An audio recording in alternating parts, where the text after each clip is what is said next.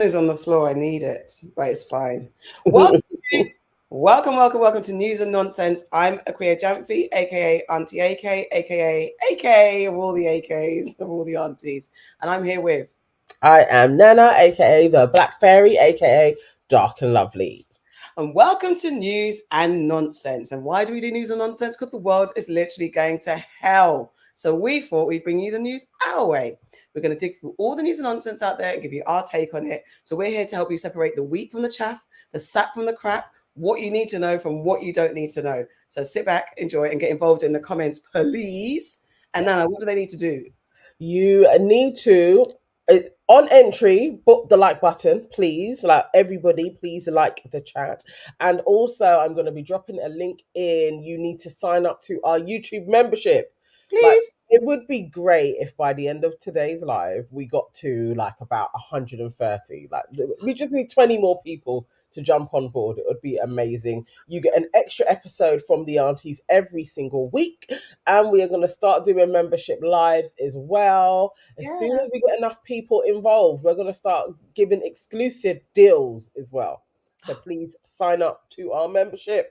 And What's my get some phone? stuff from us. Do you want to do the roll call as well? Who's in the chat? Who's here tonight with us? Okay. Oh, Bardi Gang came in bright and early at 8 o'clock on the dot. He On is the also asking after Yvonne, for real. Yvonne, where are you?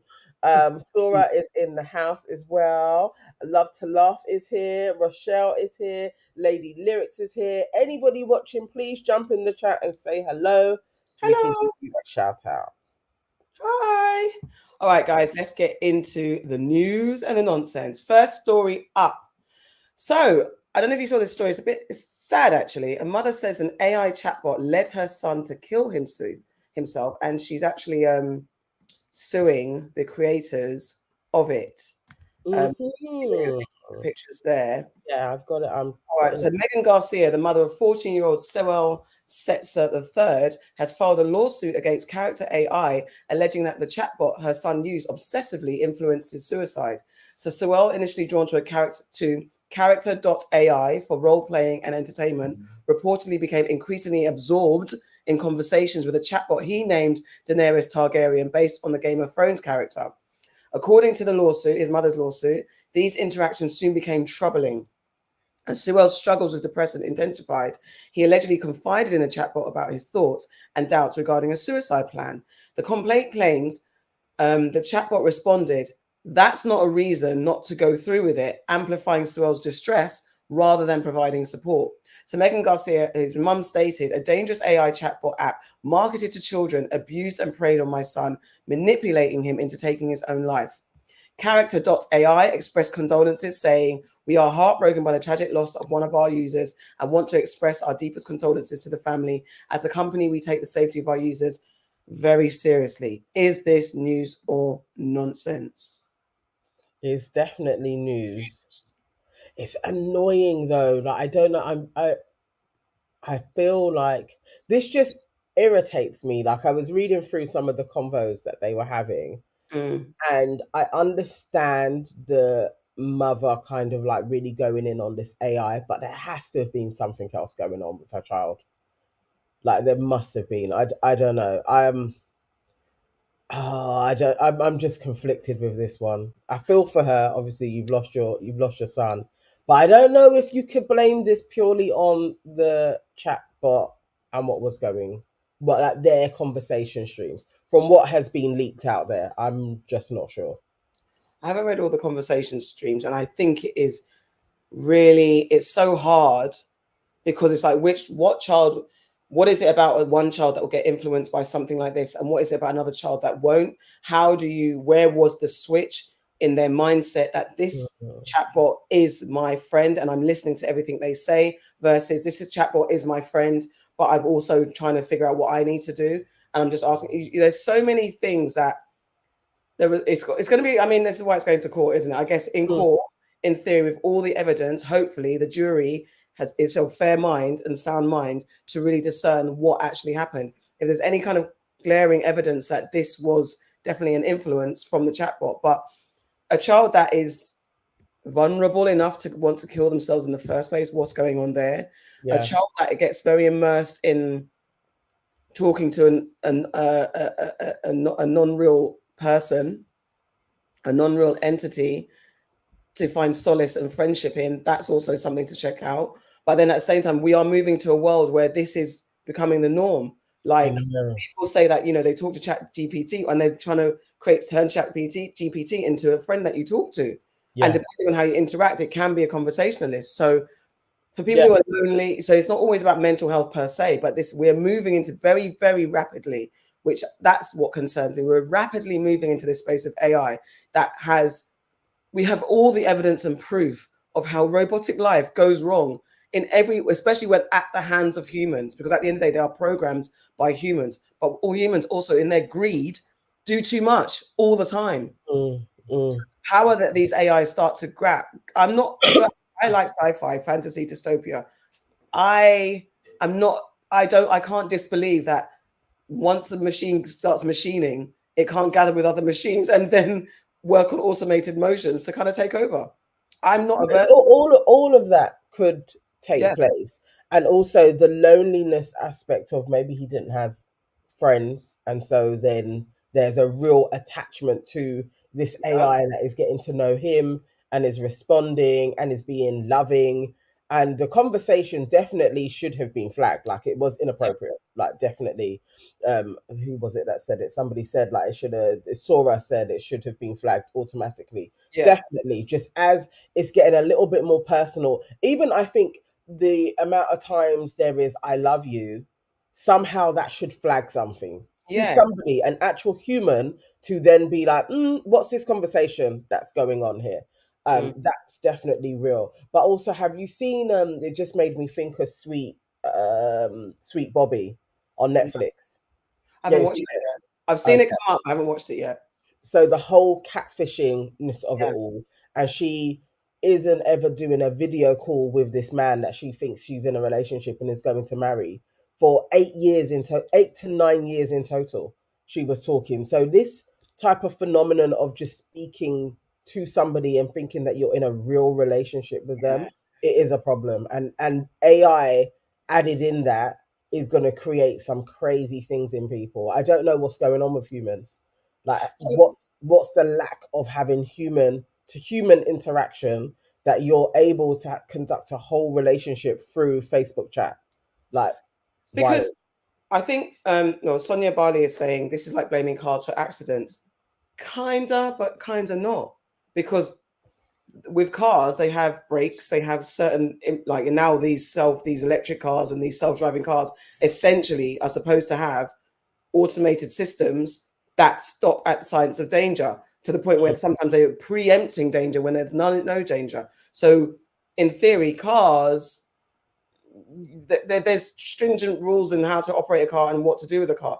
With AI and internet and social, all the things, there's not enough rules. I guess it's hard because they've just unleashed the beast. It's very difficult to regulate something that is so user generated. So, or user, the interaction with just it's so hard to regulate. But they need to do better, or they need to slow down in rolling out all the things that we can do as humans, because humans are not responsible. Humans are not well, and the government has created this world where they've isolated us even more with all the restrictions, the bad economy, all those things are creating these isolated humans when humans are supposed to gather in real life. So we're Yes. not well. We're actually not well at the I, moment. I don't think they can slow down the rollout They of can't anything. now. It's like AI is here, and Yeah, there are so many smart people that will use it in lots of different ways. They can't do that. It's here. Like that's the thing. But I definitely think with kids or vulnerable people, we have to look at their screen time. Like, you can't just have your child. He's 14. He shouldn't just be having carte blanche with his phone. no. And I know there's so many parents that are like, oh, but it's their privacy. Their brain hasn't fully developed. Like, you have to be the parent, the adult in the situation, and you got to look through their phone. They Yeah. can be there when you're doing it if you really want to be like all kind of gentle parenting about it, but you have to look through their phone. You have to. And I think and that's another thing. Like when you are, I'm not even just say a single parent, but when you're generally a working parent and if you have multiple kids and you don't have the support, whether that could be whether in the home or externally, that's when it starts to be, I just want to go to bed. I don't have time to look for my child's phone. I don't have time to do this. And then that's where it becomes difficult to monitor everything, because it's so immersive and it's so submersive that your AI and internet and social media is everywhere. Everywhere you look, everything is to do with online. You can't even put your phone down because you can miss actual normal things, let alone socializing and interacting with anything. You need your phone practically for everything at this point. So it's really, I mean, I can understand why it's difficult. My daughter was saying, I think it's an essential in the same way that it you're is, going to it respond is. to a work email. I think, and also even that, like being contactable. I mean, me and my phone, I hate that shit. Like, Yeah. I definitely prefer the house phone, telephone box era, because then when I'm not at one of those places, you can't get a hold of me, and Yeah. you shouldn't be able to just get a hold of people like that. Like Yeah. everybody is at, if they don't respond like that, Yeah. it's a thing. Or even if you take 3 days getting back to somebody, it's a thing. It really wasn't that important. Nobody died. Like I hate that. That's you're always on call. On Like, there demand. are things that you just have to plug in. I have to check my child's phone. You do. You I do. have to go through it, and it doesn't have to be daily, but definitely as a weekly practice. One of those parents should have been going through his phone, And especially when he started to withdraw. that part. Like, then you got to take it serious. Like, then you Yeah. have to start going through their phone. Yeah. So I was very sorry for her loss. Why is Cher asking what's the telephone box? I'm far too young to know. No, no, no. Do not. I'm going to get a picture up, and how dare you? Do not do You're a this, Cher. joker, Cher. Is she lying? Are you lying, Cher? Because I'm going to get a picture up, and you better store it to your memory and don't make us feel shame at all. Don't do it. That's the telephone box, okay? We used to go there in our teens. Do you know what the thing is? I met with a good friend yesterday. Um, we went out, and this is my old school hip hop friend. Big up Yasmin. And we went to see a documentary. It was about Wu Tang, about Old Dirty Bastard. And we met up, and I remember because I was late, which is ironic because I'm never late. Yeah, We used to arrange to go out every Saturday. The time yeah, would be let's meet at 12 in Streatham, or let's meet at 12 at Croydon. This girl, I would call her before I left from the house phone, go and wait. I'd be standing there maybe an hour, 2 hours, waiting for Yasmin to come because she was always late. And the only way I could find out where she was, I'd call the house. Oh, Miss, whatever her name is Yasmin left yet? Has she left yet? Yeah, she left 10 minutes ago. Oh, she's just on the way. Oh, she's just doing her hair. That's the only way I could find out. Couldn't call her, couldn't speak to her, couldn't do anything. Just had to stand there and wait. Whenever you met someone, it's like you just got to hope that they're on time, or you're not going anywhere, and then you yeah. decide whether to leave or not. I, That's I what it I was. was that person. I hate, yeah. I was the late one, definitely. Oxford Circus. We actually have a few pictures by where Shelley's was. That was our meeting place. And it was Okay. usually about 1 o'clock. Everybody just meet outside of Shelley's. So there's pictures of the various people like waiting outside of Shelley's. And then when everyone would get there, somebody would have a little disposable camera. There's a few pictures of us all out there. But We that did. was, oh my word. Yes, I was always generally about an hour to an hour and a half late. I hate because I used to be seething. But then we'd be fine and we'd walk up and down. Cher said, "You lot are mean old girls." Yeah, you're 40, so you're just trolling me. Which you two, you are a witch. You are a witch. But yes, I mean, look, lots of condolences to Megan. Sorry, 1 second. My thing is going to drop. What's going to drop? What's Just happening? move this. Carry on, Um, carry Rest in peace to Sewell. And if there's any kind of responsibility from, was it called on. Oh my character.ai, god. Here we go. then, oh gosh. But yeah, It's really going to drop. All right, let me come off and then I'll come back. yeah, exactly, Body Gang. You're 25 and you remember the phone box era, mate. I mean, What how are do you you? talking about? They were there, but you never used them. I know you wouldn't, because you would never have. I can't even believe that we used to use the phone box, because that's the most disgusting, unhygienic, dirtiest place I could ever think of. Welcome, Yvonne. There you go. We've been waiting for you. Body especially has been looking for you, Yvonne. Welcome, welcome, welcome. Yeah, we've just been speaking about the young boy who took his life and his mum suing the company because she believes that it's the company. It was the company's fault that their AI chatbot kind of influenced her son to kill himself. So we were just discussing the scourge of social media and AI evolution, and then we went into the old school age where we used to not be so contactable. We used the phone box and hope for the best. But yes, isn't there an age limit on AI chatbots? There probably is. Oh, sorry, I put the wrong. Okay.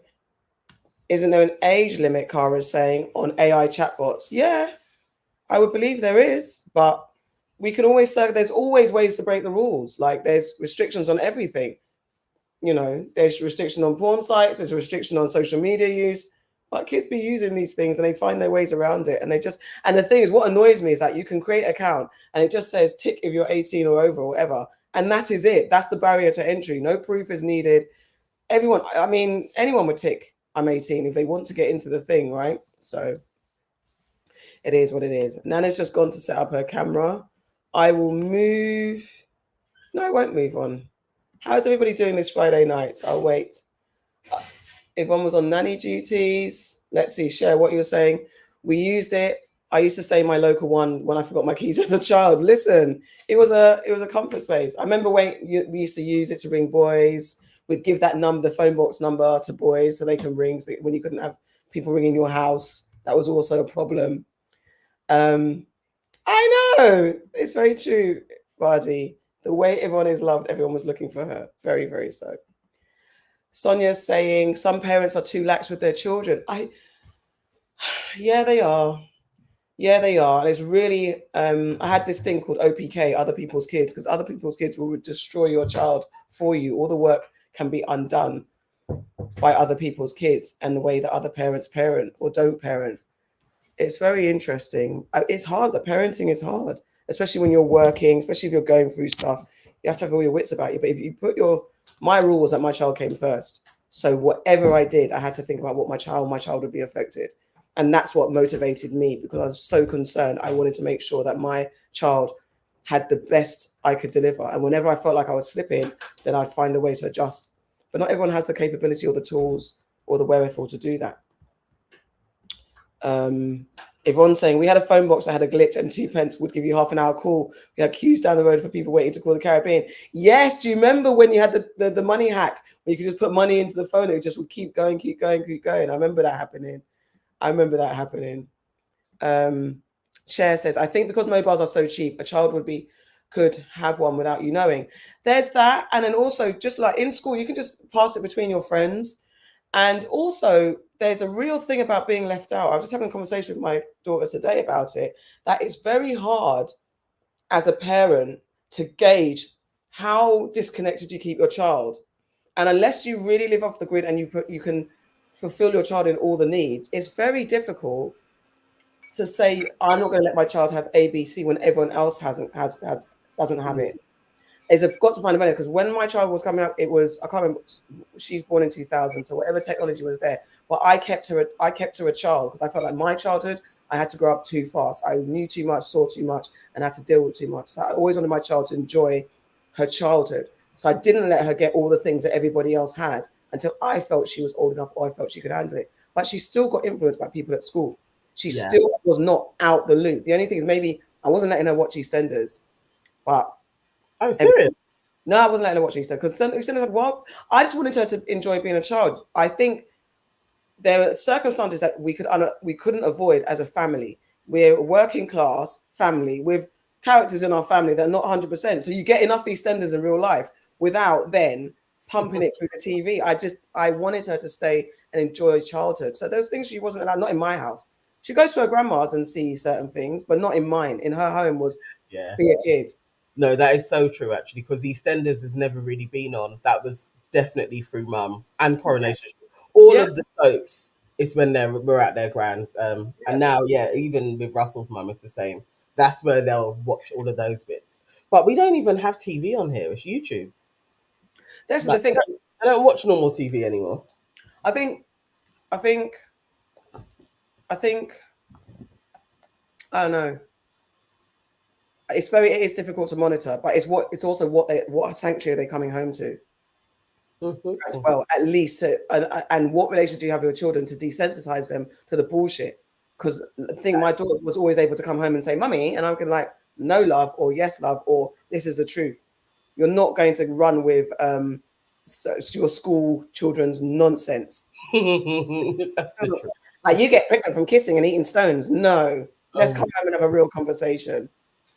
yeah. Yes, we both got our love is blind goblets. Cheers, Nans. Cheers. It's always different Thing is, mindset. when me and Sade are reviewing, I always forget to get it out. It's I only can use. today I just saw it and I was like, oh yeah, I should. That I would be. always use. I use that, and I always use my auntie's mug or my Black Panther mug. Bardi Gang says, "I hear what you're saying, Auntie AK, but that's crazy. EastEnders was something that actually brought my family together. No, it's a uniting show, but for me, my child, what at ages when she's in primary school, you're not watching it. You're just not watching broken relationship, affairs, murder, all in one condensed moment. It's Think not about, real. because I watched all of that. Yeah, as a Me kid, that was too. standardly Yeah, on. I watched it On as like well. Brookside. Like I remember Brookside when they had the lesbian story. Exactly. Was I remember asking my sister like, what is well, like what's going on, like what does that mean, why are they kissing, why has it got a different name, like just she had to explain homosexuality to me, but it Yeah, was through Brookside and it was like, oh, and then I didn't know, like, because there were so many of my sister's friends that were gay and she yeah, was like, and then this person, you see, that's their partner, not their best friend. It was like, yeah. oh wow, I was probably about 8 or 9. But I think there's definitely there's two streams of it. Like I said, this was my parenting skill, and my child's not damaged or anything. She knows everything. And like I said, in our real world, there's stuff that she had to deal with as a child that I would love to have protected her from. Because we have family members who weren't correct. And there's certain things that you can't protect her from. So and for me, I don't need to feed it through her to the team. Let her go and watch Nickelodeon. Let her watch nonsense and just enjoy it. And also, black children are always forced right. We did a campaign about let black girls be girls. Yeah. It's I wanted my child to, because I didn't have that. I knew too much from too young, had to deal with too much. So I'm like, my child, wherever I can, this is her sanctity. She wasn't allowed Facebook till later. And it saved her because the amount of times the teachers tried to say, yes, you've been bullying someone on Facebook. I was like, is it? Show me my Facebook page then. Oh my god. Cara A saying being left out will do children good. Just because something is available doesn't mean kids should have access to it too. That's what I did. But I think there's every generation has a level of how much you can keep them away from, where they don't then become absolutely ostracized. Yes, yeah, yeah, yeah. I think it's just the level of activities. The more different types of things that they do and the different types of friends that they have, the better they are, the more Mm. well rounded. All right, second story. All right. Oh, just while you're saying that, Body Gang is saying, "Oh my OMG, my YAG aunties could never CN cup is something I always bring with me to work. That's my work mug. It's too cute, and everyone knows that's my mug. Listen, you're even brave. I hope you take it with you and bring it home, because to leave that mug, someone's lips will be all around it. Oh, okay. So story 2. This is very interesting. Yes. Survey says teens want to see more friendships and less sex on TV. Yeah. So the latest Teens and Screens report from UCLA Center for Scholars and Storytellers reveals that teens increasingly prefer platonic over romantic content in media. This year, 63.5% surveyed teens said that they wanted to see more stories focused on friendship, and it's up from 50% last year. It's Mm. interesting. Additionally, 62% believe sexual content is unnecessary for advancing plots, and 46% want more asexual or aromantic, what's that? Aromantic characters They've got on screen. explanations underneath. Finish that, and there's explanations of what they both are, just for people that don't know. Okay. Mm. So asexual is people who are asexual or ace, experience little to no sexual attraction. That doesn't necessarily mean that they don't have relationships. They may still enjoy emotional and romantic or platonic connections without a sexual interest. And aromantic individuals experience little to no romantic attraction. They may not desire romantic relationships, but often value close friendships. and Mm, other meaningful connections. mm. I've never heard of that one before. That is really It's a interesting. new And one. I'd actually like to see that life play out in some way, because Hmm. I can imagine there are people that probably do have those types of affections, and we kind of think that they're loners, or there's that person that just never has a relationship, and you just think, what's going on with them. I'd like to see that in a plot. That's Mm. really interesting, though. It is, isn't it? Because I thought so. Like, because I actually am quite tired of seeing unnecessary sex scenes. Do you know Yeah. what I mean? Like, now I'm watching, because sometimes it's just the story, every story. We already got a problem in Hollywood already. In TV land, copy and repeat stories. Everything is recycled. Original stories are struggling to land, or they don't market it in the same way, and everything's repeated. And then you have this unnecessary sex scene. And I don't, and sometimes, and now as an ad, I'm like, we don't need these people to fall in love. I'm actually enjoying just the journey of them. And why aren't they just friends? It's not, you just kind of watch it and you're like, oh God, they're going to fall in love, aren't they? And it's usually for the empowerment of the man, or somehow the man benefits in some sort of way.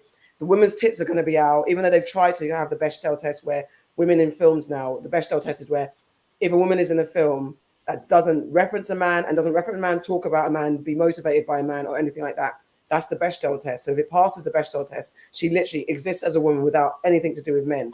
Most films fail the Bechdel test. That's correct. Most films do. I even think just standardly content is so Yeah. sexualized. Mm-hmm. I'm glad. I'm glad that young people are being like, look, we're sick and tired of this. This isn't how you need to capture our attention. I'm Yeah. glad that they are moving away from the over consumption of everything, and that's to fashion as well. Like literally, you don't. Not everything has to be fast. Like we don't need 50,000 clothes. We actually don't need all of the social media sites. I'm glad that there is a real movement away from their gaze and them being like, no, we don't. This world isn't comfortable to us, Yeah. because it is a lot. There's too much. It's like there's no watershed, especially with YouTube, because the kids can be on anywhere. It's like it's not like bad content comes along after 9 o'clock, and when Yeah. you're watching TV or you're on Netflix or Prime or whatever, they can switch on whatever they want, Mm-hmm. and that's a problem actually. Like we do need some controls. And I think we need to reshape what our existence is as humans. Because yes, love and everything is around love. I think it's like they say about money, wealth, and love, and all that type of stuff. But then, what else are we here for? Can we, can we, can we exist and be entertained by other stories? Does it have to be about these things? And this is what puts pressure on feeling like you have to be in a relationship. And it's not. I don't think we should do away with relationships and the aspiration to be in a relationship. But there are so many versions of relationships from the LGBTQ perspective, or just from two people, best friends just going through something. You don't have to have a sex involved. There doesn't have to be a stopping. The other day I was like, why are you not kissing so loud? There's no need for me to hear. There's no need for it, and it starts to be gratuitous. Yes, yes, Um, definitely. I hope that like we do start seeing different forms of relationships being yeah. explored, and not just an overtly sexual nature to them as well. So I've never heard of so what would that be? Aromantic. A romantic, I guess. Romantic. Okay. Asexual, definitely. I think I actually know two asexuals, but I don't know an aromantic. But even then, it doesn't have. Again, this is still tying it to some sort of sexual interest. It just, I'm a person who runs into a bank and something happens, and then I go on an adventure. I don't even have to. I don't need to fall on a dick. I don't need to kiss somebody. I don't need to have my tits touched. I don't need anything to happen but me getting from the bank to victory. That's it. Because in life, on my day to day, I wish it was that way. That everywhere I walk, somehow I'm kissing somebody and I'm having sex. I mean, every day, the minute I leave the house, I'm on my way to Aunties, could never to film it, and then I meet a man, and we look at each other, and then we kiss, then we fuck, and then That could happen at the train station.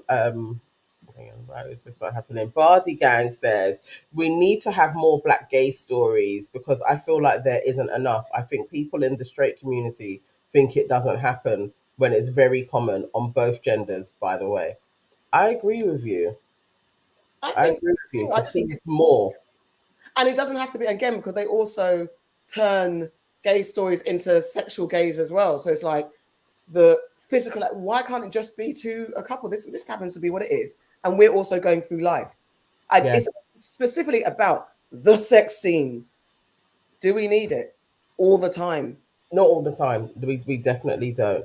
And I love even just that Mr. Loverman is out there and Yeah, people are talking about it. yeah, Um, and the preconceived ideas when they found out, like, oh, so it's going to be featuring an older gay couple. mm, And then actually, as they're watching the story, I love seeing the different thoughts of like, this is better than I thought it was going to be. We need more stories like this. It's like but there needs to be more. mm-hmm. We need to have different wide ranging stories being shared instead of the same old shit. Absolutely. Barney says, and all they really show is white and black man, female, when that isn't always actually the case. And that's another thing, already that's my bee in my bonnet, that they always, that's why, what did I just watch just now? Oh, if you guys watch The Jackal, well, if in the UK there's a new series called The Jackal, they're adapting the old school film The Jackal with Lashana Lynch is going to play like the FBI agent that's in the focus, and the guy that's running around is a white guy. I can't remember his name. It's all about Lashana Lynch anyway. But Lashana's got a nice, happy. Well, there's stuff going on, but she's got a black man, black child, and that's rare for the UK as well because they don't always do that, and they love to pair a black woman with a mediocre white man. Yes. That is like you on Earth, on this whole Earth, maybe one, but not all women would look at this white man and say, "Yeah, man, this is the one." It's insulting at this time, but yeah, also, and in when it comes to gay relationships, always a black man with a white man, always, always, always, Yeah. always. Very To rare. see a black couple, to be fair, to see a black couple, hetero or gay, is rare. It's rare. It's very rare. We didn't. Or if they are out there, usually somebody is going to be cheating or leave. Yeah. We didn't get a chance to speak about it because it happened when we went on. The ketchup advert. How did you guys feel about the ketchup advert? What ketchup advert? This one, ketchup advert. They've had to apologize. Dad, black. Hold on, let me just get it up. Heinz, sorry, yeah, Heinz ketchup had to apologize because of this advert picture. Where is it? Where's the full one? Because people complain. Oh, baked beans. Or was it baked beans, not ketchup? Advert. Oh, sorry, my bad. At the wedding. Yes. So people complained about this picture. I can't. Can you go? I'm trying to get a big version. I can't. Let me see. Hey, click on it. One sec. Where is it? Oh, there it is. Hold on. Sorry, you've got to reject all the cookies. Share this tab instead. Join the fun. No. So this picture angered everybody because it looks like the woman doesn't have a father on the scene, and it's always a single black mother. What did you think? I think that literally is she don't have a dad. Yeah. Because you ain't. Why would you crop out the dad? Yeah. Like it would literally be. Yeah. So no, you know what? I was like, they knew exactly what they were doing. Oh, it's for their pasta sauce range. Sorry, pasta sauce. I don't know what it was. They knew exactly what they were doing with this, and I think they were rage baiting. Like, there's no you don't get this, and somebody isn't like, guys, why doesn't she have a father and he has a mother and a father? Like, there's too many layers to getting an advert put through where somebody has made a decision that this is going to get through, and they would have known that people are going to pick up on the fact that there isn't a black dad there. I think they were literally going for rage. I'm not sure if they were. I'm not sure. I'm not sure if they were literally going for rage. I would be more inclined to like, this is how you view black families. No one thought twice about it being a black mother because black mothers are such a symbol, and then black fathers are the symbol of absenteeism. So I don't even know. I'm not sure if even they were going for rage baiting. It's more about the inherent unconscious bias, unconscious racism that this is okay. I don't think even anyone thought to check it. And I just, to me, but I also was like, it didn't bother me, but the conversations around it, then I was like, okay, I see it. But I'm desensitized to their racism. It's everywhere. So I didn't even look at it and think anything of it. I remember seeing it in the station and literally not thinking nothing of it. Just more, I thought, what black woman's going to eat pasta, Heinz pasta sauce? That's what I went for. In my culture, I was totally like, oh, this is a piss. I rolled my eyes. yeah, but I I didn't was do like, it to the. this take. Also, you know why it's not? It's not by the by. It's a wedding. We know what a bride goes through on a wedding. She's Yeah. usually walked down the aisle by her father. Mm-hmm. So to leave the father out of a ceremony that usually involves a dad, that's too conscious. But And that's so, the one. and That's then to have the table like that, it's like, come on. And then for one, it's like, it's the layers. It's a mixed couple. yep. So you've been so intentional with so many different things. Like you were intentional in leaving a dad out as well. No, She I think that could have given her a white dad if you want, like whichever way. She doesn't have a dad. and I think the intention of forgiving the black is, for me, it was less about, and I might be being naive, but I don't always think their rage bent is as smart as we think it is. Sometimes I just think they literally just see us in this lens, and they were like, they probably thought, oh, no one's going to care. And I feel like that ignorance makes it, they probably thought no one's going to care, because obviously we know that the mothers always, they probably even thought they were doing a good thing, like celebrating black women, the black mother, not thinking that actually the fuck. But when I speak about it, this is like, yeah, I understand the rage. But I literally, I did ignore it. I was like, oh, whatever. And I was just, yeah, like I said, the pasta sauce, I don't put ketchup in my pasta sauce, excuse me, or whatever, or Heinz pasta sauce. I make my own from scratch. It's a random. Thank you, Cher. Would Exactly. anybody be thinking about buying a Heinz pack? I don't even know. I was like, it's a random one anyway. Just leave us out of it, innit? Like, the families Exactly. don't have to be mixed. Like, you Yeah. can literally have an all white family, like you have been doing for decades. It's But that's okay. the problem with diversity. That's the problem with diversity. I understand diversity. When the wrong people are doing diversity, then they get it all the way wrong. That's Yeah. when you have, Yeah. okay, let's do diversity. So you're going to have a gay couple. Okay, we're going to have a black man and then a white man. And then that's all the diversity. We're going to have a white woman with a black girlfriend. And then they're going to have a mixed race baby. And then it's just like, and then you're going to have a black woman with adopting a Chinese baby. But never ever do they see diversity as a black woman with a South Asian man. Or how often does that even happen? Everything's always black and white because they have to be dominant in the space. That's not diversity. It's honestly, just leave us out of it. Yes, I would rather. Like the argument about Sex in the Do City. what you're doing, or you do it right. Exactly. Those are the two things. Because the argument about Sex in the City, I was like, I actually enjoy Sex in the City without the tokenism. It wasn't a realistic world, but I enjoyed the series for what it was, and I was fine with it. The minute they did, because remember there was that episode where Samantha dated the black man, and it was a whole like the black sister was angry. I was like, I could have done without that episode, because you literally made the black woman an angry black woman, and the black man a simp for the white woman. This is it. You know, those 90s shows and Friends as well. Yes. They're not unrealistic though. There are spaces where people are in inner cities and they are not fazed by any black person. Exactly. Their worlds are all very white. And it's cool. All I would want is, okay, you got friends, but you also had girlfriends that was doing really, really well, and you decided you're gonna back friends and not have girlfriends carry on. It's those things. It's like the two things. You can have your white show doing well, and you can have a black world that does well as well. Exactly. We don't have to. Now there's that whole thing of like Friends was racist because we're in New York. There's places in New York, and there's not going to be too many black people around And them. that friendship, that middle class friendship group, did not have white friends. It's black friends. It's fine, because there's middle class black groups that didn't see a white person for outside of maybe their work environment. It's fine.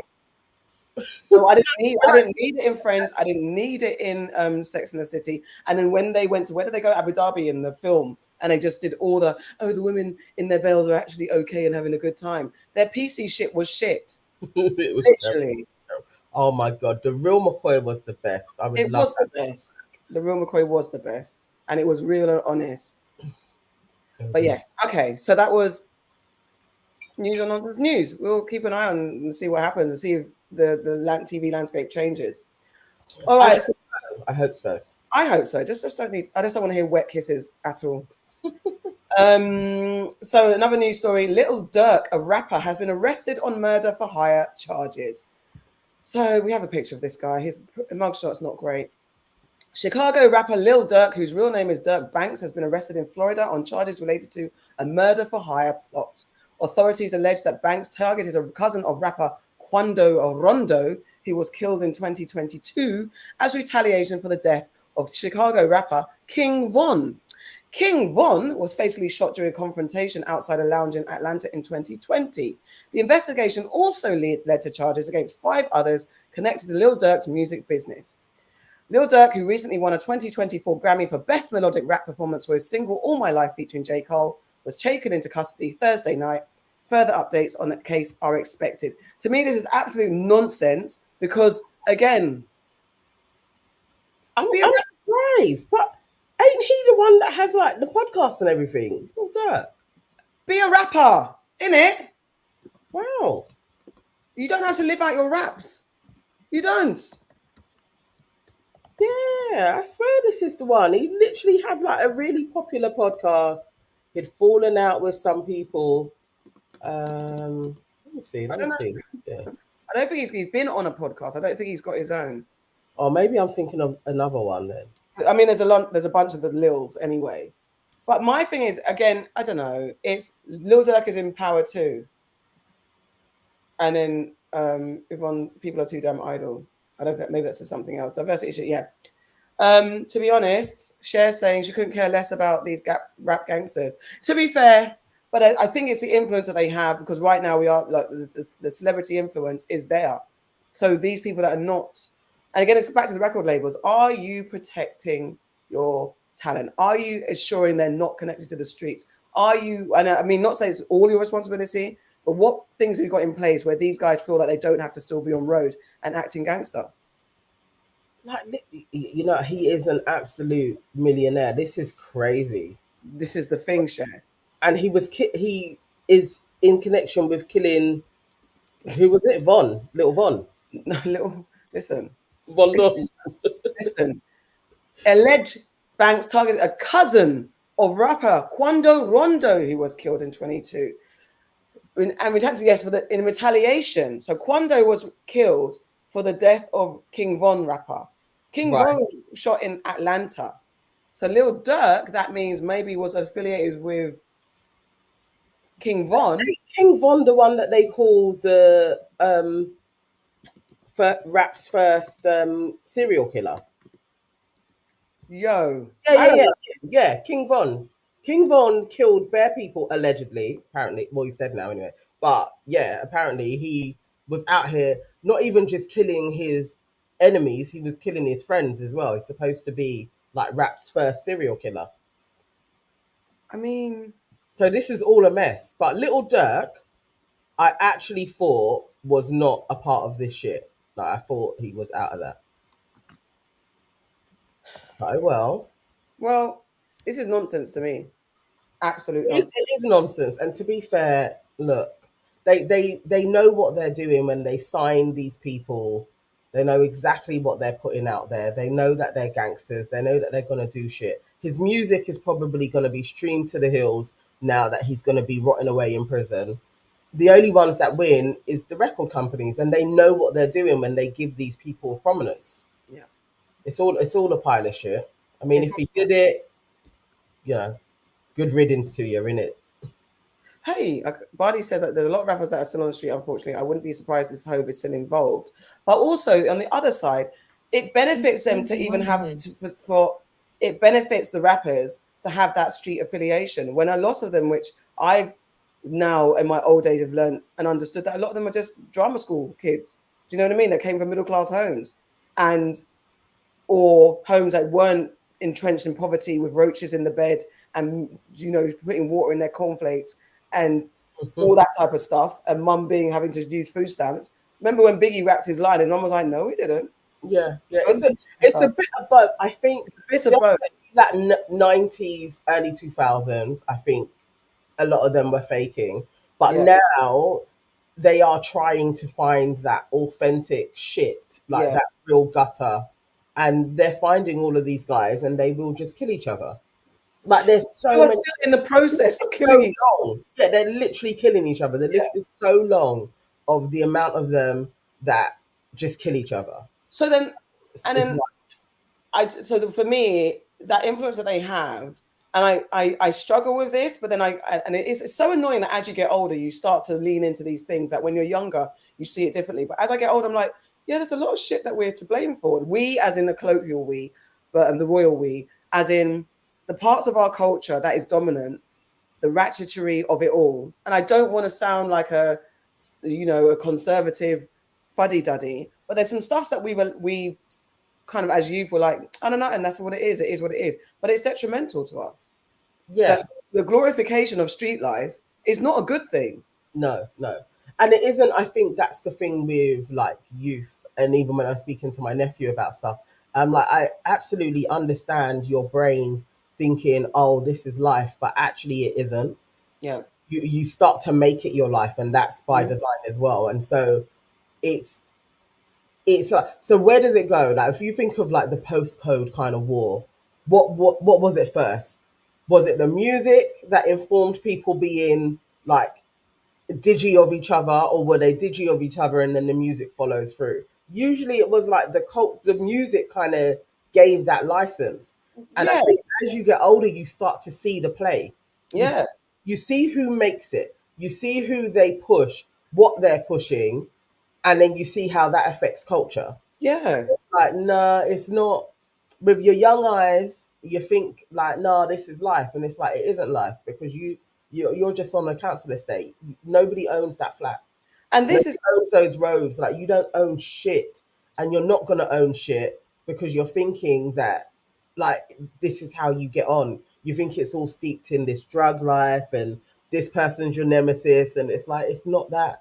it's not even that deep, and you lot are Uh, dying over It's foolishness. nothing.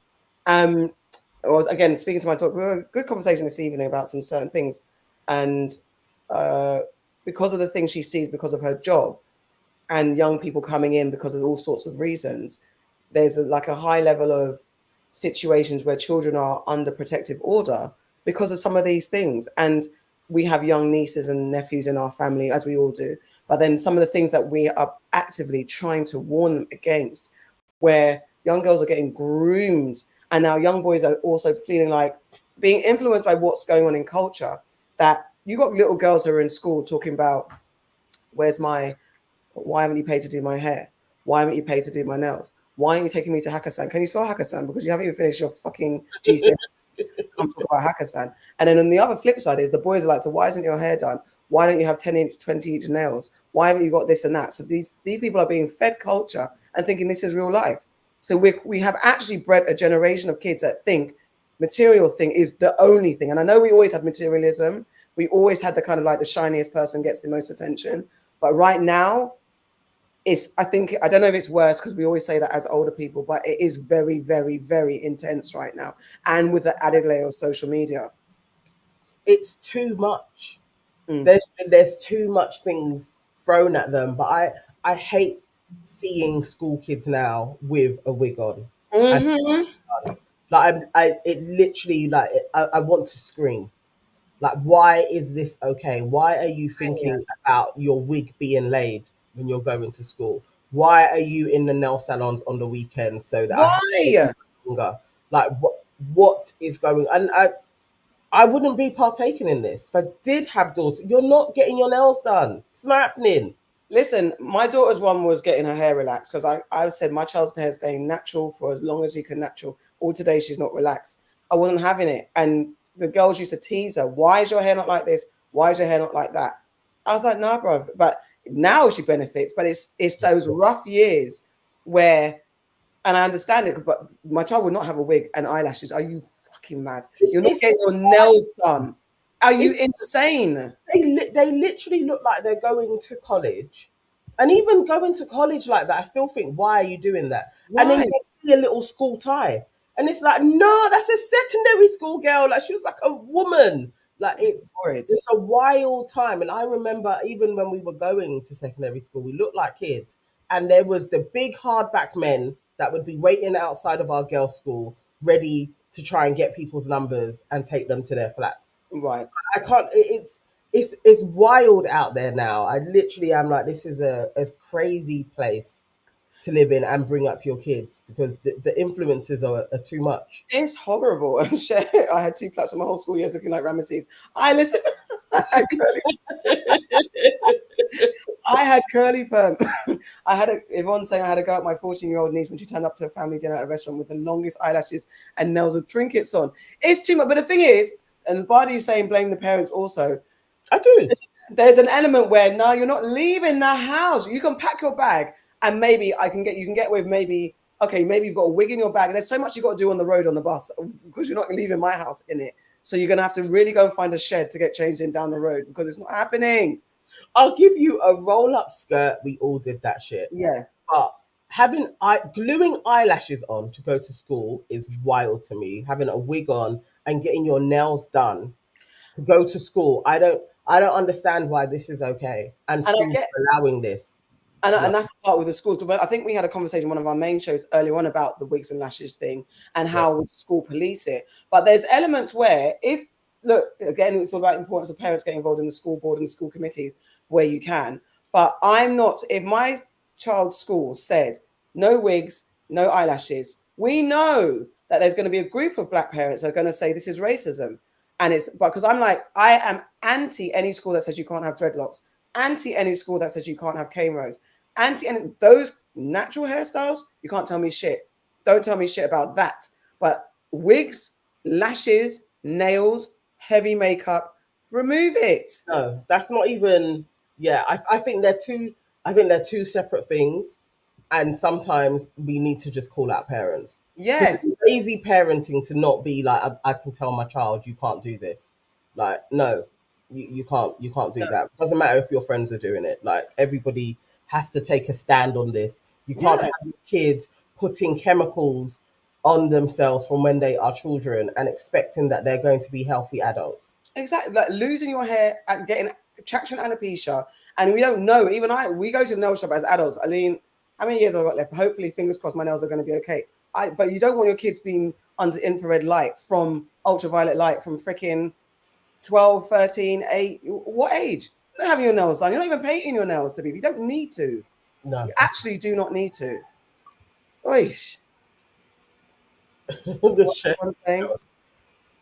My niece at her friend's house for 2 days during the half term, so her mum didn't know she had all the madness until she rocked up at the restaurant. Yeah, she forgot herself, and that's when you would have got a shot box in your lip. Yes, share. I remember I had two friends when at Vanessa and Yasmin. They had natural hair, but that was our rebellion. They turned up to school with their hair in all the bobbles. They got in so much trouble. Oh But my god. Yes, yes. With the brat, Nadine used to do that and have to take it out. yeah, But again, you see, it's just bubbles in it. Bubbles, 2 seconds, da, da, da, and you keep it going. But no, man, I can't see kids with wigs on. It's crazy. horrible, horrible, horrible, horrible. Little Dirk, Charlie, Well, you just like crashed your life, innit? You just crashed your life for no reason. You're a for no millionaire. reason. The Murder reference for to hire. your money is crazy. Murder for hire. Are you okay? Is this a movie? But yeah, body gang. Parents, kids, teachers are scared. Everybody's scared to do too much because we are in a very big real life cancel. People get called out. Diversity. When diversity goes wrong, then people. Diversity isn't understood by anybody, by the right people, I should say. It's not in the hands of people that really understand what diversity means. It's hard for teachers. Like, Yeah, I think this is firmly at parents' door, yeah, really, me too. because it's not an easy one to police it in a school. But there should be standards in schools, and parents have to adhere to it. Yeah, that's it. Okie dokie. Do you want to do the next one? Hang on, let me see. Little Dirk. Okay, so ITV edits out the watermelon. It was like on Big Brother. Some of you may be watching that as well. There's a contestant, Ali Bromley. She's wearing a t-shirt. She has a watermelon in the shape of Israel in solidarity with Palestine, and it was actually broadcast. People did see it, and then they actually, like, after a little bit of a backlash, they did remove it. So it's been photoshopped out. And it's so crazy because on both sides you have people up in arms about this. There's the pro-Palestinian people who were like, this, there is no way that this should have been doctored. And then you have the Israeli camp that, and they're all like, this is sacrilege and we are going to sue ITV that this was allowed, that she was allowed to wear this t-shirt. Is this news or nonsense? It's I I think it's news. It's another example of the madness that we're living in, that a genocide is taking place, and you have a set of people that are denying that there is a genocide and also being that any types of protest against this is anti-Semitic. It's just, my mind boggles. my Like, mind. I do not know where we go from here, but I mean, ITV said it has policies about political. I mean, I think within their TV shows, I think I don't know. I was thinking, yeah, if you have one blanket rule that there's no political signposting or signaling within these entertainment shows, if it's across the board, then cool. I don't understand how, because I think Ali herself was very tearful, so she didn't know that the t-shirt would be deemed offensive. I think she did. Allegedly, let me say allegedly, because I don't know her. But how do you not know that this? Because the t-shirt's in the shape of Palestine, right? With the watermelon motif on it, right?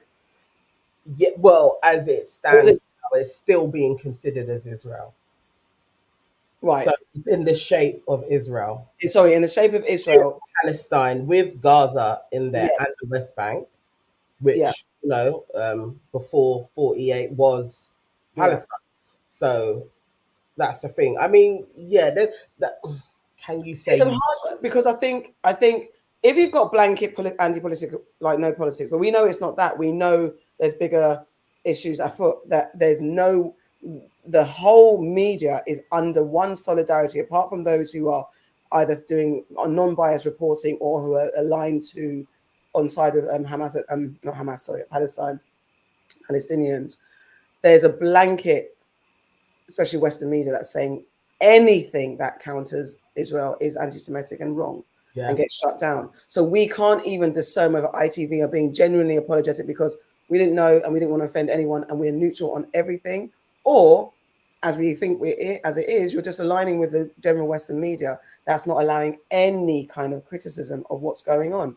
Um, I think so. I mean, yeah, they do check all of their clothing. yeah, Um, So either somebody was like, I don't care, I'm going to let this through, yeah. or they're going to know what it was. And that could also be true, depending on I the didn't researchers. Whoever it was that was doing the baggages, they may not have known what that t shirt would symbolize. Yvonne, so that's the thing. I thought she knew. Ali, Yvonne saying Ali knew 100%. On the reverse of the T-shirt is an email and contact info to donate to the cause, and she wore a cardigan to cover the back. She knew because there's no way. Because I'm not going to go and buy. Well, I wouldn't buy the T-shirt necessarily. I might. But I think you know. If I had that t shirt, I would I know, would and I know was wearing it out, I would know that I'm either what going to you're get doing. solidarity for people, or there's going to be other people that are going to come up and cuss me. I would Yeah, know I would know that it's going to be split down the middle. I, So, yeah. it's stick by it, in it. You wore it on TV for a reason. Do it with your chest. And I don't that want this alley girl anyway. I don't watch it, but I don't know what she's up to. But yeah, Yeah, she's annoying. She's a proper one of those, like, I'm an ally, I'm a liberal, I'm on your side. She's an arsehole. she's an asshole. I mean, okay, so she did White Woman Tears to come Yeah, out. yeah, yeah. Okay.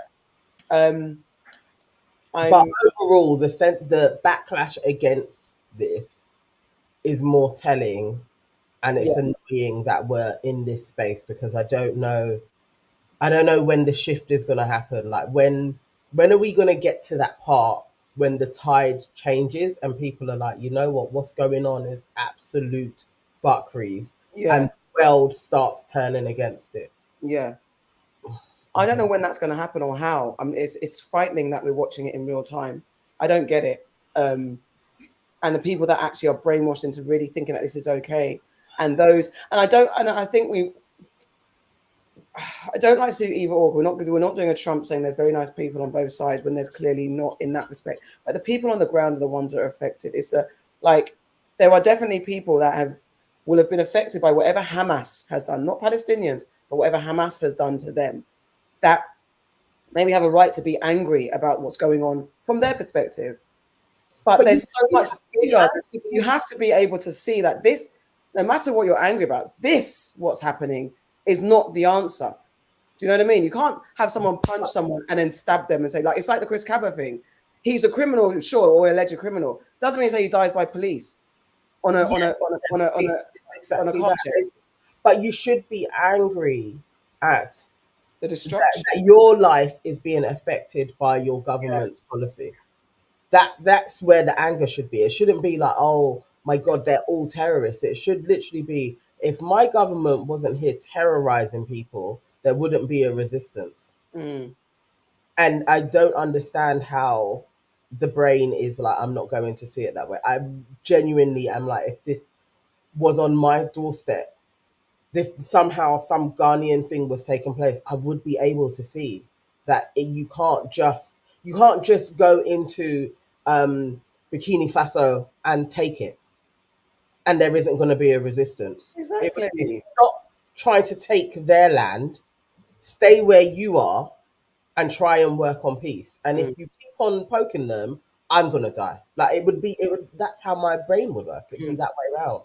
I was in Swiss Cottage the other day, and there was a big protest, and it was all of the I guess it was a Zionist protest, and then there was a small Palestinian side there as well, and they were like just screaming like, "You're all terrorists! You're all terrorists!" You know, you're like, this is bonkers, because at some point the tide is going to change. Yeah.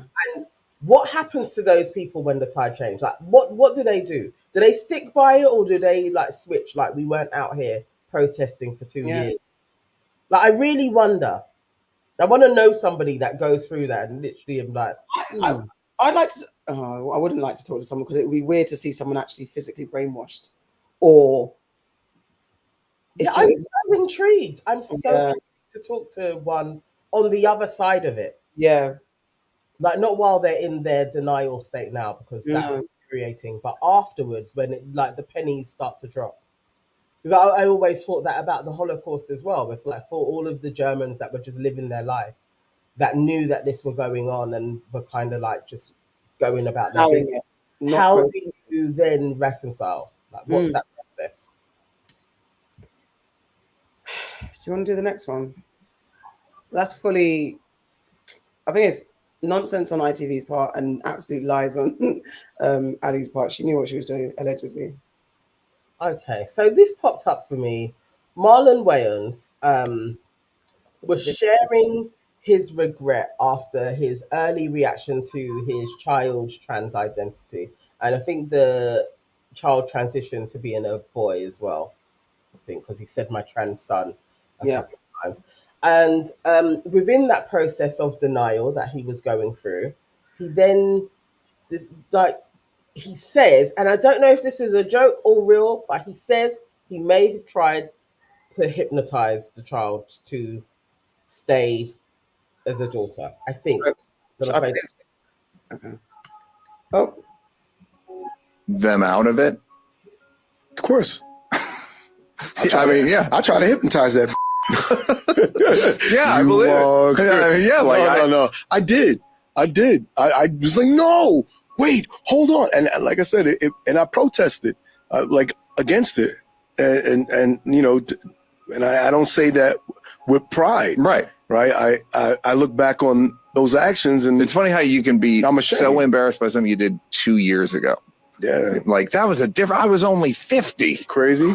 I was embarrassed the moment I was forced to look in the mirror. I was embarrassed. And it only took me a week. About your behavior? Yeah. It took you a week to realize, like, you're doing this wrong? The transition for me, because their transition was like a 3-year process, 4-year process. Yeah. My transition was a week, one hard week. And I will say, I got to a beautiful place called acceptance. And I pray for a lot of parents, family members, and, just public, right, people in general. Yeah. It's not on us to judge anybody, right? Right. It's, hey, man, live your life. That's Did what I you do. try to talk I think that's it. them out of it? Which I found it really interesting that he is talking about this Mm. now and being so open with it, while there are so many people all the way around talking about, like, why is there this trans agenda and how do you deal with it, and there wasn't so many trans people before and now there's loads, and I don't really know if there is a trans agenda at all, but I just commend him for coming out and talking about it like that, and actually just being like, I accept my child for who they are. I appreciate him being honest about the journey, and I think it's for anyone who doesn't understand, because it's like everything. It's talking about the Jewish community, it's talking about the LGBTQ community. There's a space where non-Jewish people or heterosexual people can find it difficult, or again, for white people wanting to talk about black issues, there's a space, there's an area where there's a bunch of people who are not anything but ignorant to what's really going on, want to be informed, but cannot ask the questions for fear of being labeled anti-Semitic, racist, homophobic, or TERF or something like that. So I really appreciate his story for, on behalf of people who are struggling or feel insecure about having these conversations in real time, in reality, and say, do you know what? I don't get it. I've grown up my whole life with man, woman, this, that. And now all of a sudden, even though it's not all of a sudden, but all of a sudden, it's now everything. And I have to accept it and not make any mistakes. Otherwise, I get called or cancelled. And I think I really appreciate him speaking for those type of people, because it's not realistic to say that everyone has been living their life in the way that they've been told and brainwashed and religious and taught to then say, wake up and say, this is all fine. This is okay. I have to reconcile with some of my phobias for many different groups, many different things that I'm not used to being. Okay, I say lucky. When I worked in the hairdressers in Abercrombie, and there was a brothel nearby, and in the brothel was run by a trans madam, and there was a young black girl that used to come in to get her hair done. So we had that interaction, and I was introduced to specifically a trans person from quite early in my life. So it's like they've not been a shock to me. I've not been like, oh my God, what's going on? Transgender, da, da, da. I was blessed to have that interaction to understand their journey, but that's not everyone's like that. We had guys who used to come in and check out the girls that are in the hairdressers, that come in and be like, what's going on here? Yeah. And then have to deal with that. And she used to laugh about it. She was gracious and she was young. I don't know where she is today. Gracious to laugh about it. She had all their stories like, yeah, go to GAY. You then see what man them's in there and all that. She had all their stories, but what she had to deal with man coming and looking at her and then double taking and all that type of stuff. But I just think that I appreciate Marlon's honesty and candidness about this hasn't been easy. I'm trying to figure it out. And then I'm admitting to where he actually made horrendous mistakes. Yeah.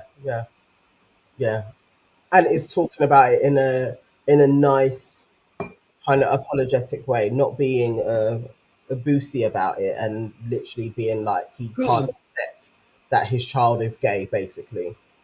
It is about acceptance, and it is, and also sometimes if you're in that space of you can't accept something, don't go on the media and talk about it. Stop talking about it. And Boosie's child has said many times, stop talking about it. You're hurting me. This becomes less. This is like, I know you guys do Love Is Blind, and I wanted to know. I don't know if you guys spoke about this. You see, Ashley and Tyler, right? Ashley's father, crying a lot, because he's handing over his child. There was a point where it was sweet, and then there's a point like, what the fuck are you crying about, please? He was an asshole. Sorry? He knows that he was an asshole. The dad knew that he himself was an asshole, and he had only a daughter. I think that's why his tears are there. You know, when men were absolutely and they get blessed with a daughter, and they're like, I don't want anybody to ever treat my daughter how I have treated. So that projection around me, he knows what he's done. So that projection, Boozy, you're projecting your shit now because it's less about your child. You don't care about your child. You're crying for yourself. You're making noise for yourself. You're actually causing attention for yourself. You don't give a fuck about your child, pretending that you're angry. Why are you angry about what your child's doing? You can have your personal disappointment. Be real with your reactions. Be real with how you feel. You can have those emotions. But your child is still a child. If you care about your child, why are you angry about who they love? It's wild to talk about. And I do think that there's just always been trans people around. I guess it's more, I don't remember there ever being the talk about the pronouns or anything like that. I do not remember that being a thing It wasn't. until maybe like 10 years ago. Mm-hmm. But it's cool, isn't it? If you now have labels for how you want to be, I'm actually over it. It's like it's fine. And if I get it wrong and then you correct me, it should just be that simple. Of a no, I'm a they, cool, Yeah. and I I'm a think fin. I think there's because a body gang saying one thing though, being a gay man, I hate parents making it about them. Of course, this is Yeah. the child's story. I get not only the gay person is affected, but it is that, and it's like in any you don't even have, it doesn't even have to be about LGBTQ. It can be like anything. The minute you start projecting, like even with our parents saying, "Don't bring home a white person," or "Don't bring home a Jamaican," don't bring home an African," whatever the case is. In the end, is your child happy? That should be it. That's it. You can have your disappointment because you want the bloodline to be the bloodline. But then after a while, Mike can say it once. But once you see your child happy, that's it. It's just not, it's not your life.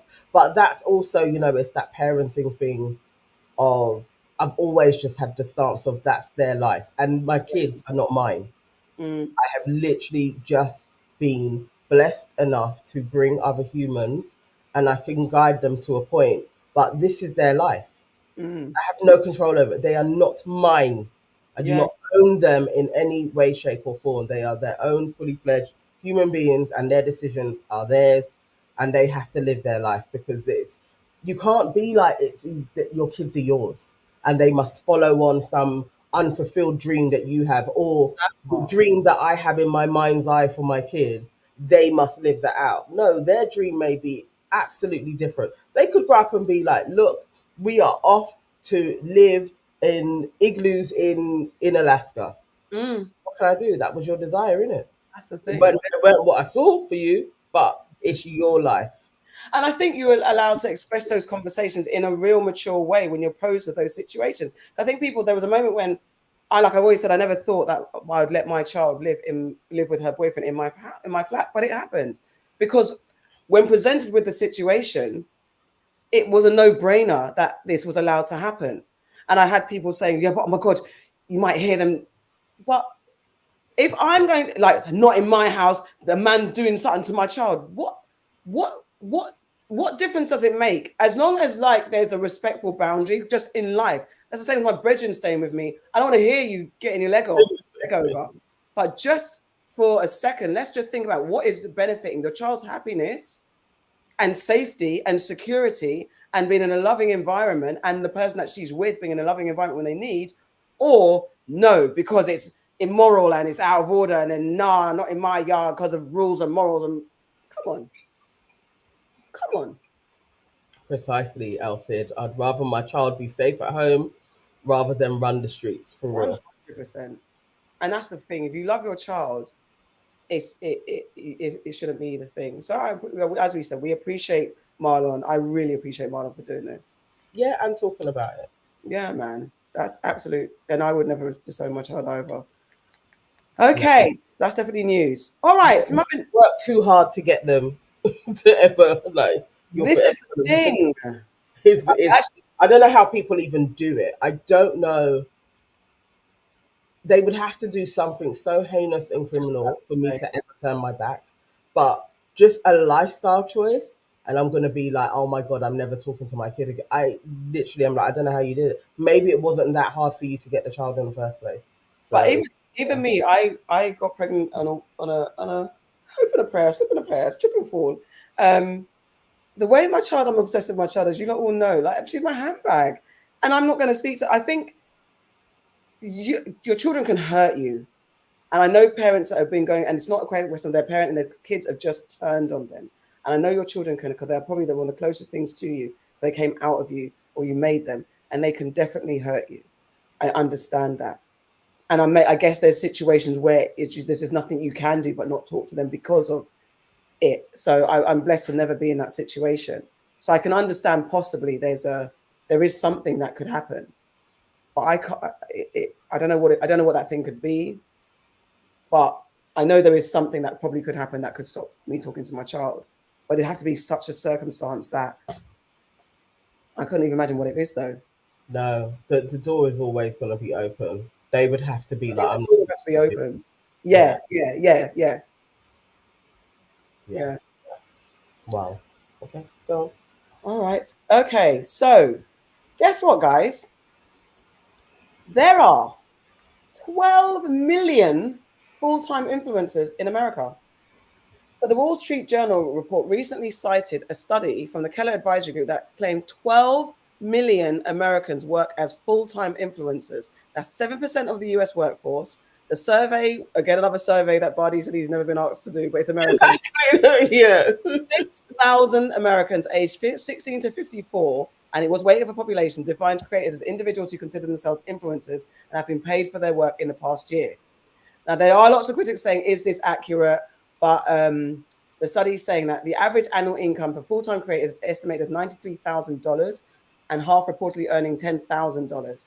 In the UK, studies that have explored the growing number of content creators, Adobe did a research that said the UK's creator community has expanded by 8 million since 2020, with the average UK influencer reportedly earning £117.48 per hour, which is the highest average among influencers globally.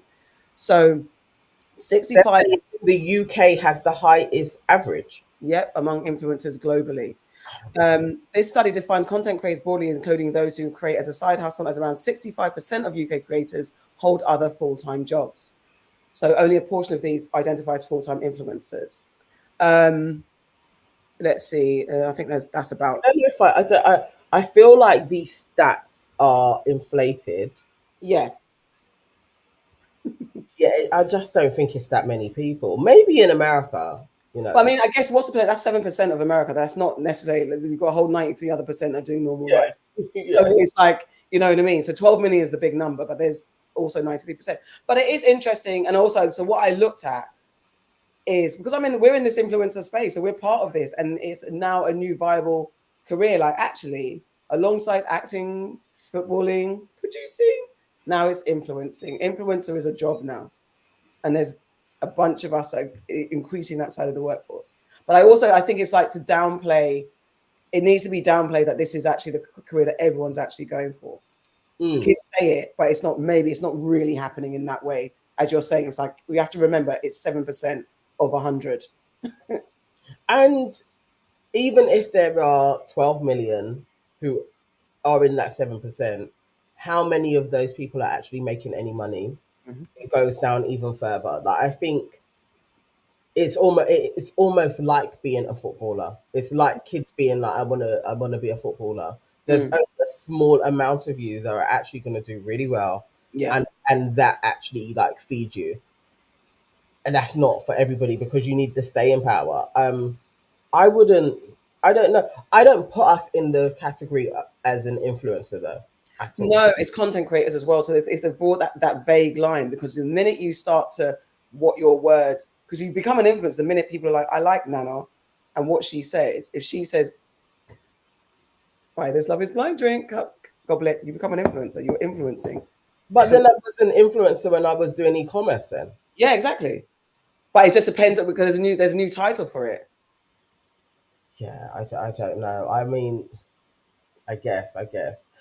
I'm there's ways that you do it, and also I'm always for people making their own money Yes. and being self-employed to some degree, even if it's alongside another, like let's say employed job. But if you can make your own money along the way, always like it's better. Sarah's saying, sorry, but the amount of money I hear from successful influencers is mad. Like, where does this money come from? Sponsorship, And literally, and YouTube yeah, and your yeah, platform, whatever platform you're thriving on, your views. Like, we know that people are really making. Look, I followed a bunch of bloggers on the back of the Kendrick and Drake beef, and they were getting people that were reviewing that beef, and especially because Kendrick took off the copyright, so people were making money off that. I don't know how much you make per like view, like when it's like if you got 1 million views on something, roughly how much are you taking home? And on like music, they would probably be getting about $5 per 1,000. Okay. With music content. That's music and entertainment is at the lower end. So even the same for ours, like we're around that mark as well.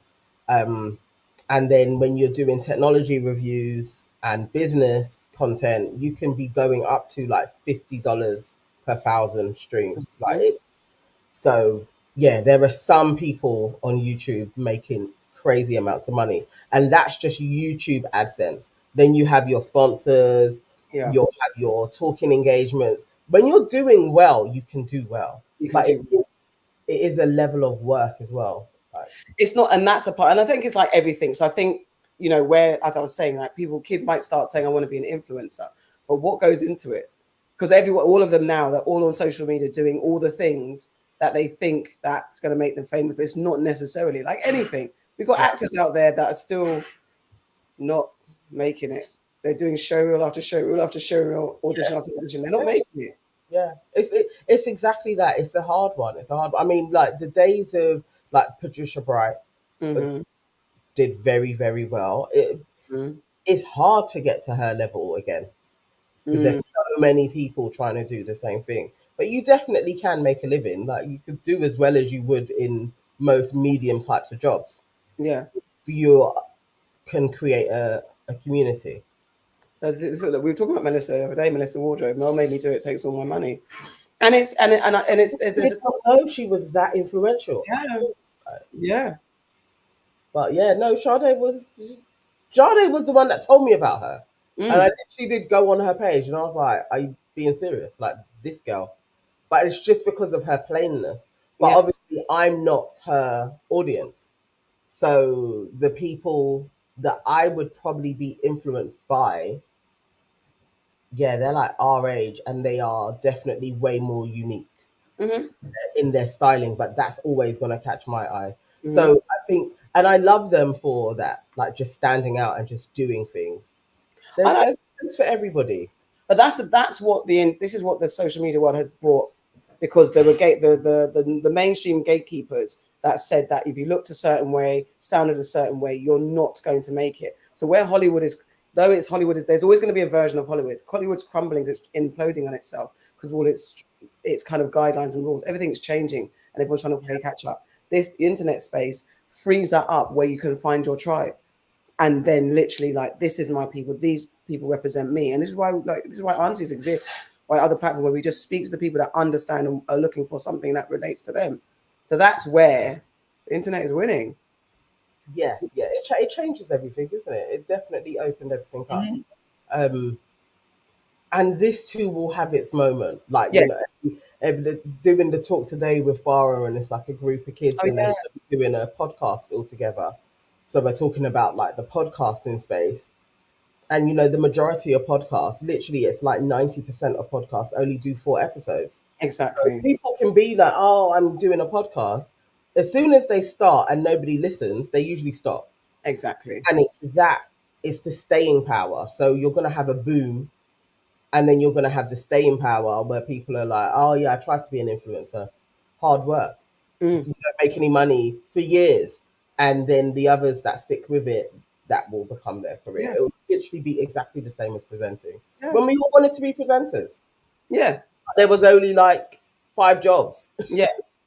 Now there's, but you still have to be good, and you still have to be dedicated, and and it is right at the moment, it is, because now if you're as an actor now, you've got to have all the tools. You've got to be like, you've got to have your socials on lock. You've got to have this on lock. It's not just about what it should be, your acting talent on screen, because there's so many other things that they're looking at when they're casting you.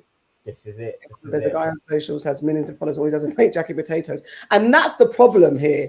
Because then it's like, oh, I'm going to do it. And you're going to stay there cooking mashed potatoes. No one's going to watch you, because they will cuss you But that person for some reason, that guy doing jacket potatoes makes sense. You doing it, it's like, get off my screen.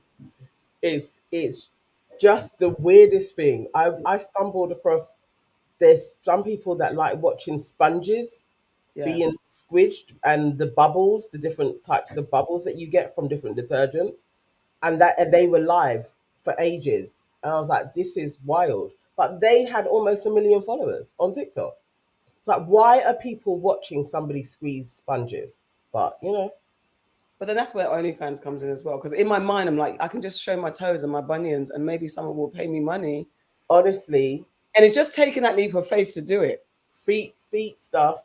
I'm obviously not going to tell anybody. You'll just see me in a Ferrari, and it'll be like, how did you get that? And I'll say I won the lottery. It will probably be from feet pictures.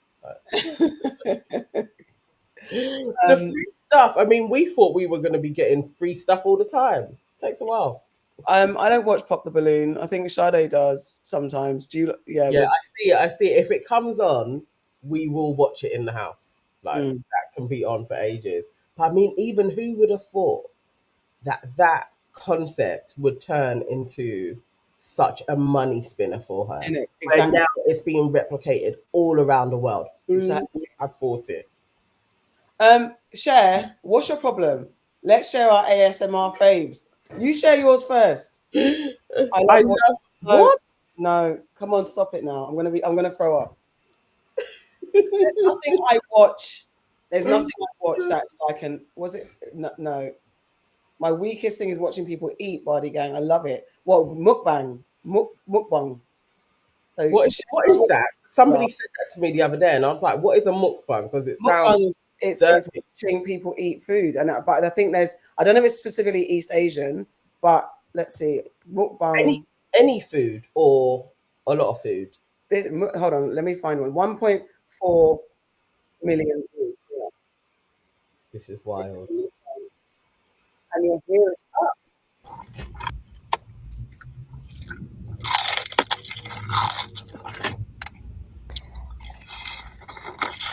Oh.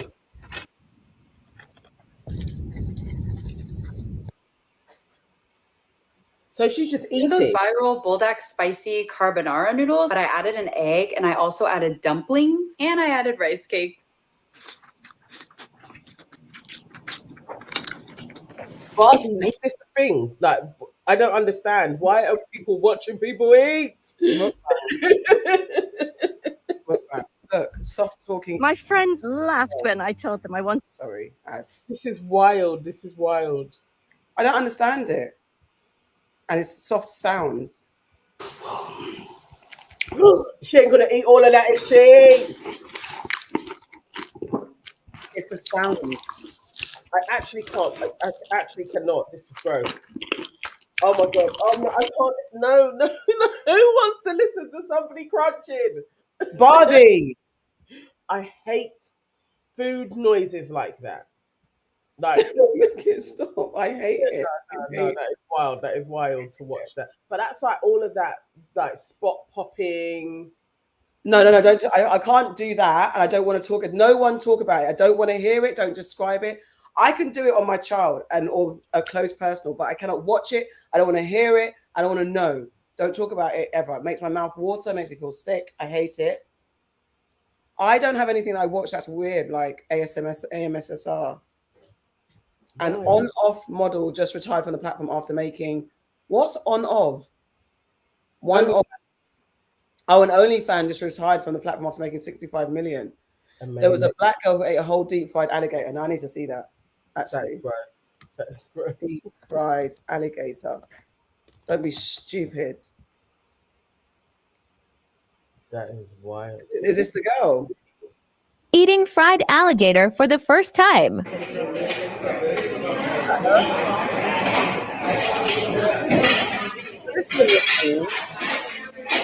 This is just trying alligator. I thought it was something. I mean, Oh no way.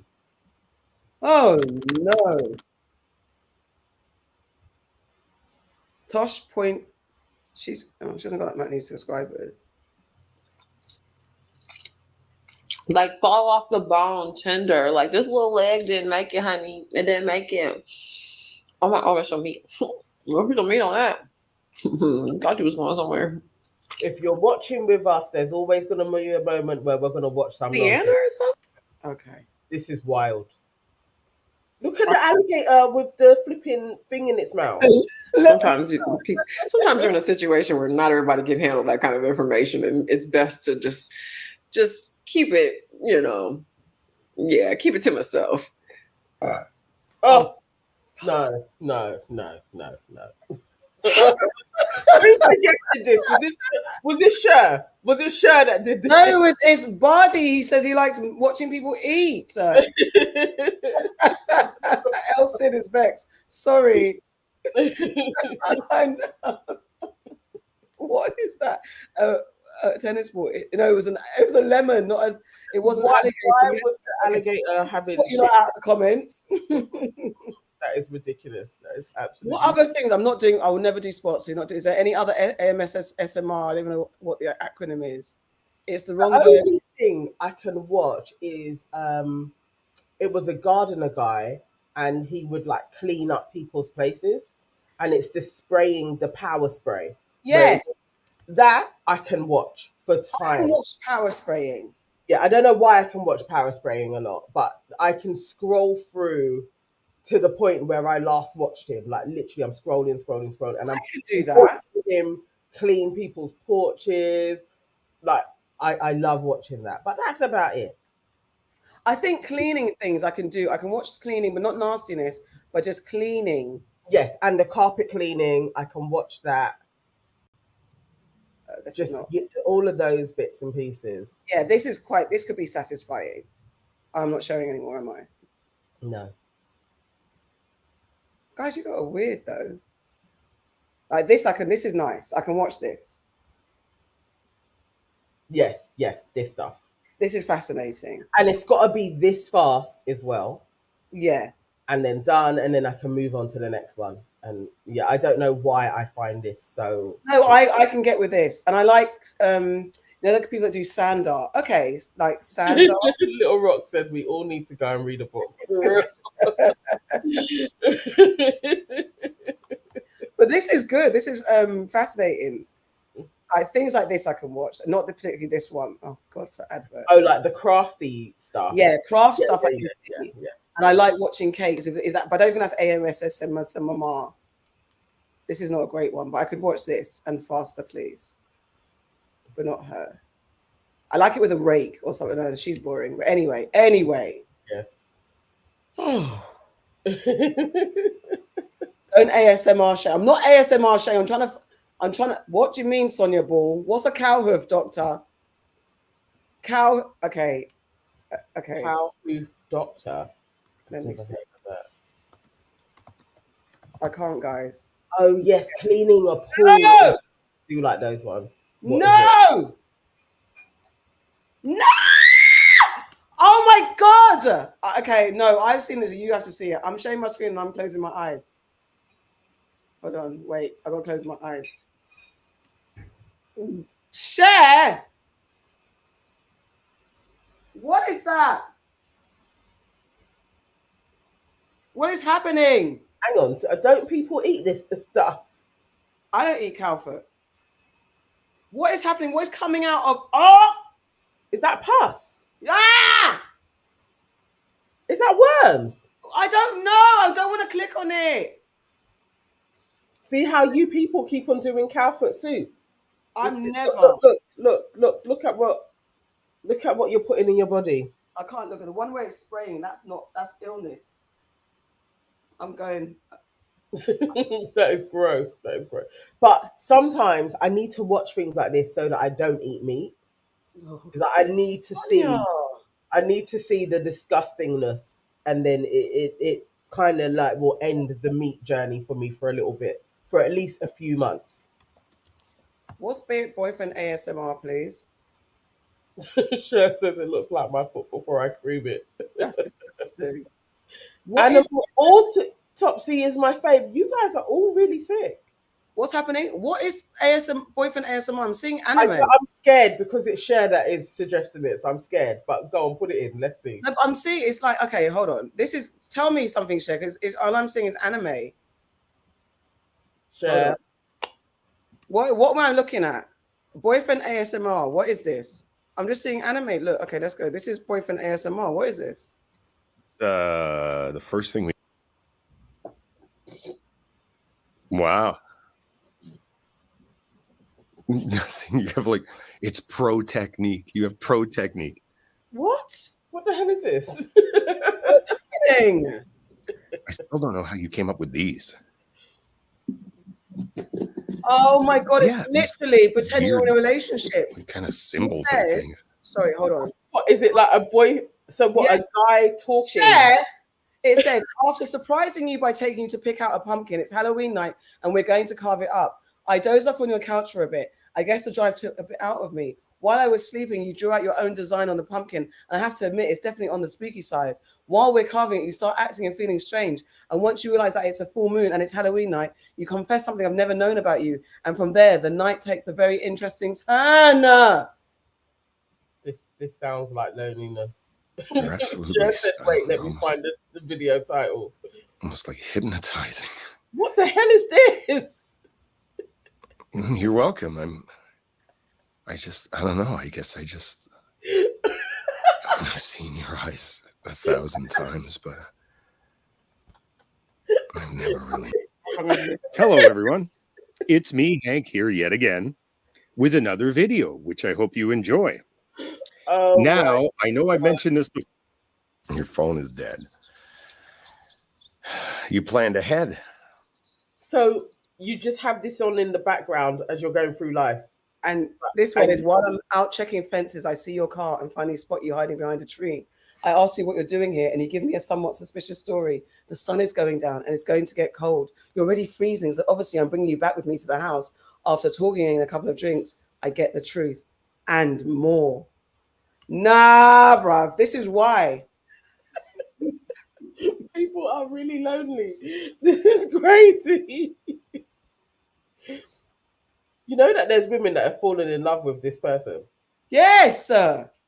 This ain't it. What is it, Cher? You better find me something. What made that me with the guy who cut woods? What do you mean? At the side. Look at the side. Look at the side. Okay, let me look at Yeah, the I side. think it's one of the titles. This is wild. This is a white people thing, right? I never knew this. I don't know, you know. You'll say damsel in distress. Boy, mafia, you've got a mob one. This is What do you you know, got? there's a whole other world of shit out there. Like, what Wait. the heck? Very well. I'll stop asking. The vampire takes your blood and he becomes your lover. To be fair, I used to have a thing about vampires, but I didn't want to listen to them, pretend they were my man. What is this? Okay, I don't know. I don't know which one you're talking about, Cher. Cutting wood. This is crazy. I don't know. Oh, wowzers. Okay, we're done with this because this is wild. Babe, while I'm gaming, come on. Your gamer boyfriend relaxing your gamer boyfriend under the desk. Role play. So this is where you could just if you have Mills and Boone. I think it is. I think it's new Mills and Boone. So It now is. all you got to do is just listen to the man. Like you're gonna listen to your boyfriend. Can we have 35 comments so Bardi's comment gets out of my eyesight, please? I need more comments to hide Bardi's comment. I can't. Oh, I hate that stuff. I hate that stuff. It is Mills and Boone for the no, not hide it. I hit someone's comment. I didn't mean to. I meant to hide. Buddy, I'm hiding your comment from my eyes. God, come on, comment. I need it to go upstairs. Okay, guys, it's turned into absolute nonsense. I never knew about ASMR stuff. Mukbang was where I drew the line, but no, you lot are wild. A fake boyfriend. Maybe it's okay though, as long as I don't say Nana. Yeah, I'm going home to talk to my boyfriend. No, imagine, or I call you and there's some man's voice in the background, pretend, and you're just like, no, it's just some guy I'm seeing. He's like, so here I am in the woods, and then I hear it's just an AI voice. I went for a walk. A queer. Program it. God. Sad times. Okay. Thank you, Bardi. Gosh darn. Anyway, you literally wild. Okay, guys. So, Abercrombie and Fitch. yeah, go ahead. No, go on, do it. Go on. Oh, do you want me to do it? Yeah. I was looking at the Okay, time. guys, back on some serious stuff. Ex-Abercrombie CEO Mike Jeffries has been charged in sex trafficking case. So the former Abercrombie and Fitch CEO, that's a clothing line for those who don't know, Mike Jeffries, along with his partner Matthew Smith, as I think there's a picture of him, and middleman James Jacobson, has been arrested and charged with orchestrating an international sex trafficking scheme. Federal prosecutors allege the men exploited vulnerable individuals using fraud, coercion, and force to participate in sexual acts at various events. Jeffries and Smith allegedly used Jacobson as a recruiter to find men globally, conducting tryouts involving sex acts for money. The indictment mentions 15 victims, but suggests that the trafficking operation involved many more over the years. Prosecutors claim that the operation was supported by a network of paid staff, security, and a substantial financial infrastructure.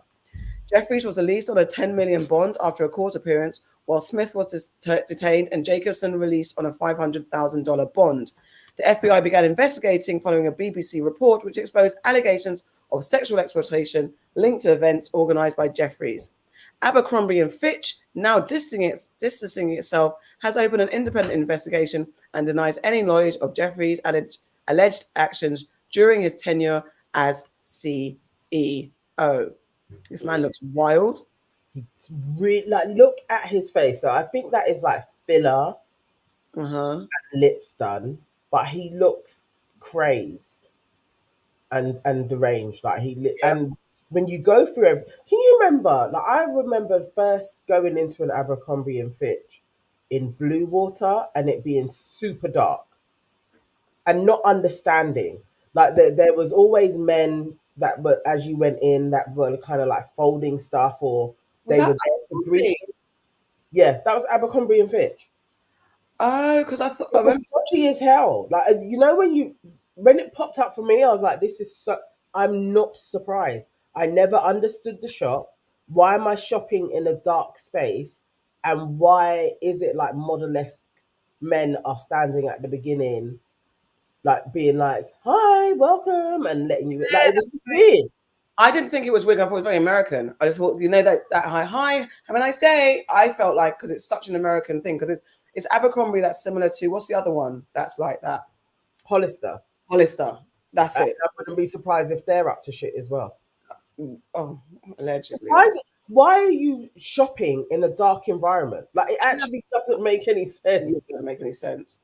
I didn't think about it in any type of way. I didn't even know this was the owner. I mean, the guy himself, we don't want to judge people's looks, but this one I have to, because what the hell? He looks like Vincent from Beauty and the Beast from back in the day. He does. Looks like Boris Johnson adjacent.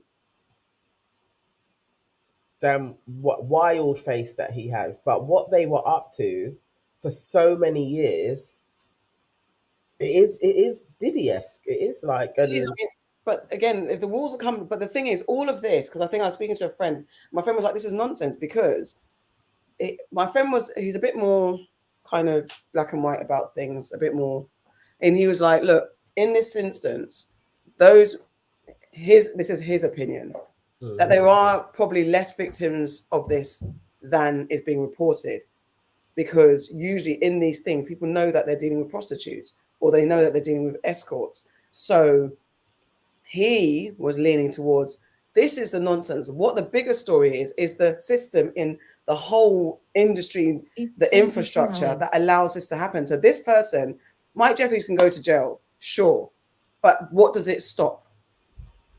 What about the infrastructure of everything at play here? Diddy, Mike can go to jail all day long, but there's still a system in place where this has been allowed anyway. Do you know what I mean? But I mean, there's two things in that.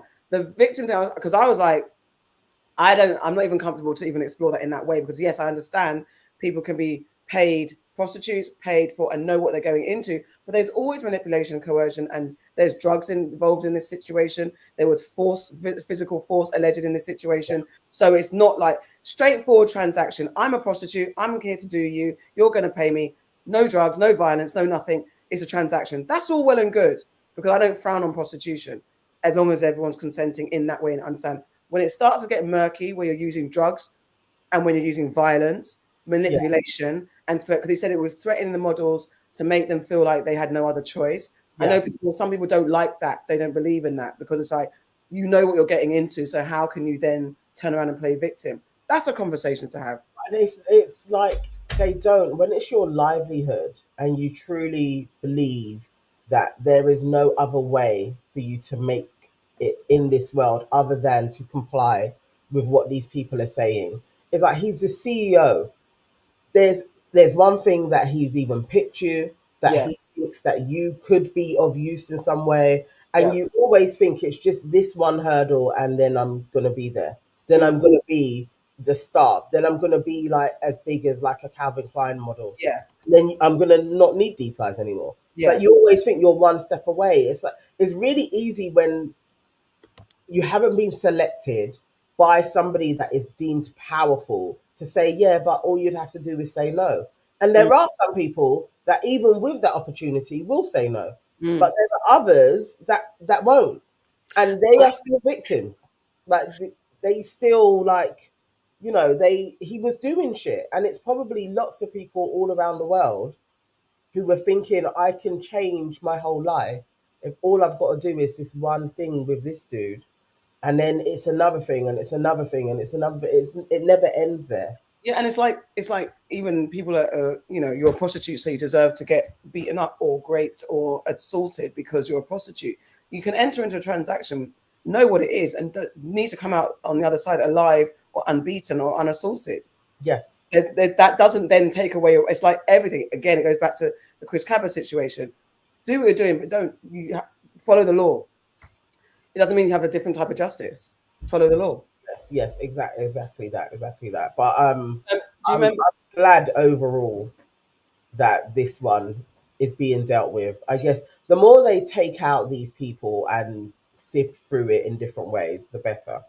I suppose, I don't know if there's been a time I suppose one day we'll do this kind of backstory research, or anyone in the comments know, has there ever been a time as this where there's been so many back-to-back revelations of men in these positions doing these things? Because if there hasn't, then this is a different reckoning. But if over time we have, because everything happens cyclically, every 10 years there's this, every 10 years there's a shift in, and then all these other different things come to light. Maybe it's the year of the mafia, the year of the assault, the year of the drugs, and all that type of stuff. So all these cyclical shifts in society, where this time we're going to focus on this crime. Has this happened before in life? Probably, but I'd like to know what. You don't remember like when all of the entertainers were getting done? When it started off, who was the first one? I think it started off with the one that ran away to Vietnam. I can see his face, Gary Glitter. Okay. Started off with him, and then we found Max Clifford, and then the didgeridoo guy, Rolf Harris. Like but it was a run of them. That actually, you know what? I think it was Jimmy Savile that kicked that off. Actually, it was the first of. So they investigating. Yeah, they started looking at. I mean, obviously, they know of these people, don't they? They know what's going on. They know the pockets. I mean, with Max Clifford, he was also hiding lots of secrets for all of these men as well. Yeah. Then something gets undone, or somebody loses the position where we can't hold all these secrets. I really do wonder how it takes place, but it seems like there's one strand and all of you people get hosed out. Yeah. That doesn't mean that the whole thing is gone. It's just like, it's like a cell, I would say. It's a cell of... not the tree. Yes. They all get weeded out and they'll go to prison. Yeah. But that doesn't mean that the whole tree is dismantled. Yeah. So we have had it, because who would have thought that Rolf Harris was doing? He was like a legend for such a long time, and then it's kind of like, oh, there's all of these historic cases, but people were going to the police about him for years. It's a wild. So I think it happens in strands, and at this moment in time, we have this strand of people, and it will be 5 years of quietness, and then there'll be another strand. And this is where it's like, I get what my friend was saying about, but it's still not a waste of time. We've got to take these people out, but it's just who's allowing it for how long, and it shouldn't just be, oh, because there's an unraveling, now we're just going to round them up to make us look good, to make us look like we're doing something. But the system and the ecosystem of this trafficking, sexual violence, laundry, all the stuff, the criminal activities that goes around with the trafficking of human bodies and the violation of human bodies. It's like that's where you start getting into the spiritual, the cultural, the occultish. What sacrifices are you doing? What rituals are you playing with? That, and is this a thing that the world is what keeps the world going?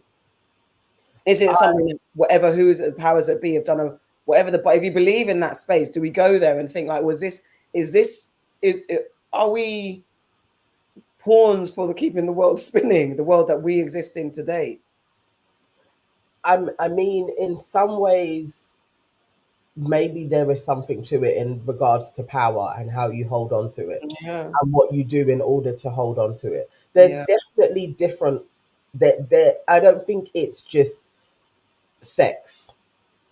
I think there are other things to it, and the fact that they all seem to do it in very similar ways and have similar patterns, there must be something else to this. I mean, and there's lots of evidence that he may have been in there with Epstein as well, and the island was involved in some of the things that this guy was doing as well.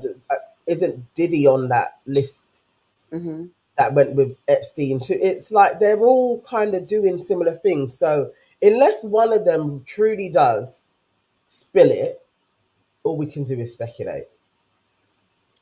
Who will spill it? And the thing is, it's probably been spilled. We just need to find the right books, what's the right TV show. Because we get told everything. In our art, we get told everything. Yes, yeah, definitely. I mean, there's that lady, if anybody wants to watch Soft Underbelly, and she was speaking about Diddy 2 years ago, talking about her experience at one of his parties. And in the comments 2 years ago, people are like, "You're a liar. Like, this didn't happen." And then fast forward now, she's been interviewed again. I think her name is Tanya, but spelled different, or Tanea. I've just seen this. Hold on. White Soft Underbelly. Is there only like a clip of it at all? I found it. If you find it, I think he's kind of actually, I don't think he has his copyright on either. Like she gets straight to the point from jump anyway, so you could let's see.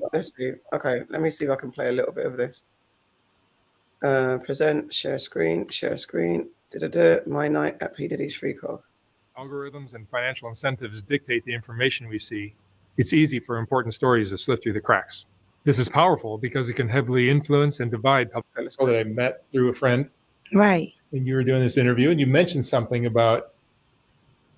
I accidentally mentioned it too. Like it slipped out. And I'm like, duh, I'm not going to lie about something like that. And I kind of like tried to briefly talk about it because I knew it wasn't going to seem true because it was just too much. It was too crazy. It was too crazy. People were going to think that I was just lying. It had like a lot of people involved, celebrities and stuff. So I was trying to be real vague about it. But that party traumatized me. How did you get invited to it? By being with a prince that I met in LA. He lived in Glendale, California. And, long story short, I got out of this crazy little contract and I was looking for somebody to invest in me. And I knew somebody who knew somebody that was like, I want to introduce you to a prince. He know a lot of celebrities, producers and stuff. So I never put two and two together that this prince knew P. Diddy as the producer. When you say a prince of what? He was a Arabian prince. Really? Yes. Wow. And he really was a prince for real. But I wasn't worried about him being a prince. I was worried about who he actually knew. So when he invited me to He met me. He said, I want to invite you tomorrow to Music Ultra Week, whatever. And it's like an event, Ultra Music Week. It's like an event for like 2 weeks where people party, including P. Diddy. And they party at Club Live. They party at like just in South Beach, Star Island, like where P. Diddy stays or throw his freak offs at. And I never knew that we were going to go there because I was there for 2 weeks and I knew it was something fishy. He kept saying, I got a surprise for you. I got a surprise for you. I'm like, but I'm only supposed to stay for 2 weeks and I'm here longer than 2 weeks. And it was almost a month. It was basically a month by then. And he was like, no, because I just want you to meet one special person. So he ended up telling me, like, when we went to Club Live, he was like, guess where we're going tonight? I'm like, where? He's like, to P. Diddy's house. I'm like, oh, really? I'm like, that's crazy because I hear a lot about P. Diddy and I'm like, his house for what? Like to go sing? He's like, no, he's throwing this wild party. Da, da, da. I'm like, oh, okay. So we went from Club Live. It ended at like, the clubs end at like 3 or 4 and not 2 like how out here is. So we waited around the mansion, the Prince's mansion for about an hour. And then as soon as 6:30 hit, we went. We all got in the car like a big Uber. And me and all the other girls. Now, mind you, I'm the only black girl. So I'm like, oh, yeah, I'm about to meet P. Diddy. Oh, like, I'm probably going to have to sing for him. Da, da, da. And I just tried to, like, keep my composure. So we get there, and that's when stuff got weird. And that's why they lock up our phones, because they know what we see in there, it's he can get in trouble like right now. So basically, we arrived, security guard patted us down. They put our phone in this little bubble case. So the bubble case is closed. They can't get unlocked until we walk out. So as we're in there, the only way of us taking any type of pictures is if we get in the photo booth. He has like a Team Love photo booth or whatever. Take like 4 pictures. So I, got pictures. I still got everything in my Snap too, like of the photos, everything. That's all you could get. So I'm walking around or whatever. So one of his sons, I'm not going to tell you which one, but it was like recruiting like whoever they wanted to go inside the house, because the freak off is inside the house and in the backyard. So you have the pool and they're playing loud house music.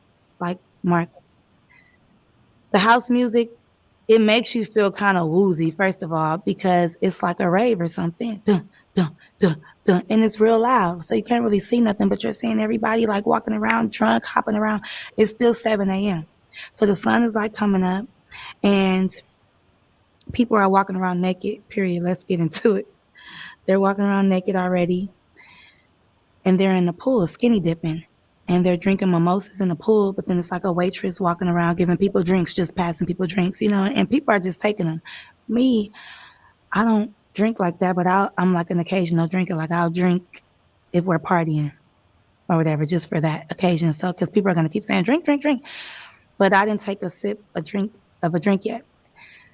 But I just had it in my hand. So one of the sons seen me walking. Mind you, I'm with other girls, but we split up. So I was walking with one girl. She's a Puerto Rican girl. So P. Diddy's son was like, you. And I'm like, me or her? And then he was like, no, you. Come here. So I went to him and he gave me some shoes. So these shoes was like some terry cloth, like robe shoes, white shoes. And I'm like, what am I supposed to do with these? He was like, go in the house with these. He was like, everybody who gets these shoes, you get to go in the house. But I'm thinking you could just go in the house if you want to, but everybody can't go in the house. They're literally selectively picking who they want. So I'm like, well, what about my friend? He was like, no, only you. I'm like, okay, cool. I'm holding the shoes. I'm walking around. I'm a good loyal friend. I'm not going to go inside a house where they say my friend can't go. So we just walking around mingling. But we tripping out, looking at everybody like they off everything smoking and jumping around like hooligans. And so I seen P. Diddy or whatever, and I seen him with the Prince. I'm not going to say what he was doing, but something really, I get real nervous. Something real crazy, because I don't like to really expose people. I could talk about. Okay, we could watch this forever. I don't know how you guys feel, but I put the link in the chat. What, guys, watch it. Watch how she describes it. This is her going into it properly. So I watched her first one when she's on there, and she kind of like she says it, she explains what goes on, but she doesn't go into detail like this because that wasn't why she was on there. She wasn't on there to talk about this.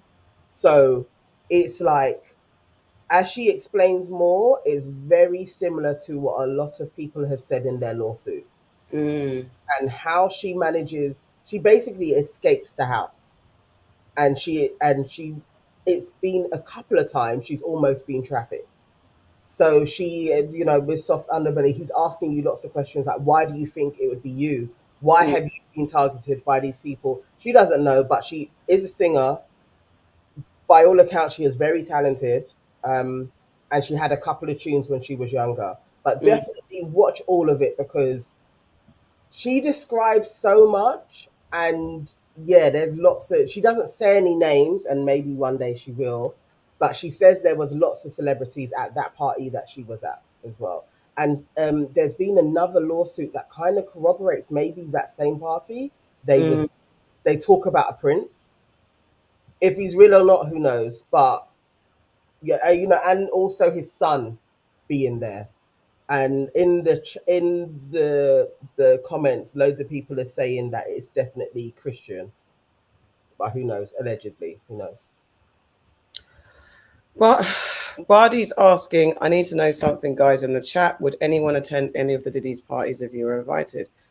Yes, I had a dream to go to Diddy's party. My dream was to go to a Diddy party and to meet him and help him, ask him to invest in the British Blacklist because we're both Scorpios. I literally just wanted to party. I just wanted to party at a Diddy party. But I have a couple of friends that have been to Diddy parties, but they weren't his. It was a part of MTV, and they didn't see anything crazy. They saw shit, but nothing crazy.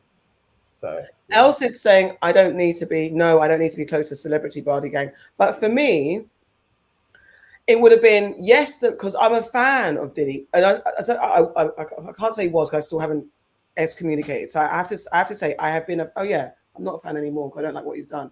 I have been a fan of Diddy's work for years, soundtrack to my teenagehood, and especially getting like that party or someone who loves parties, a good party, love it.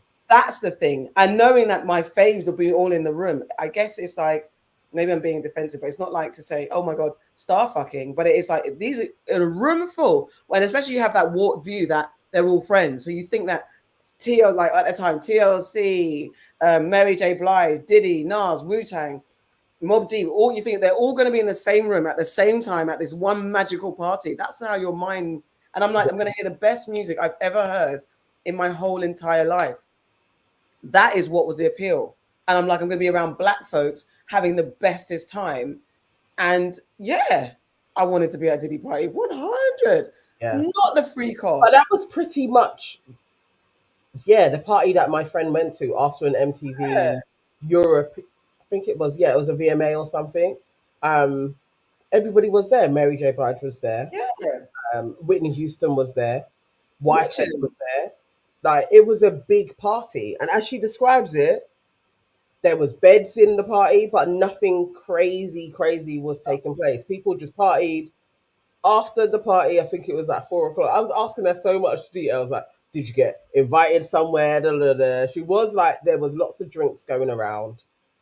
She didn't drink a lot, but she also said there was a lot of drugs there.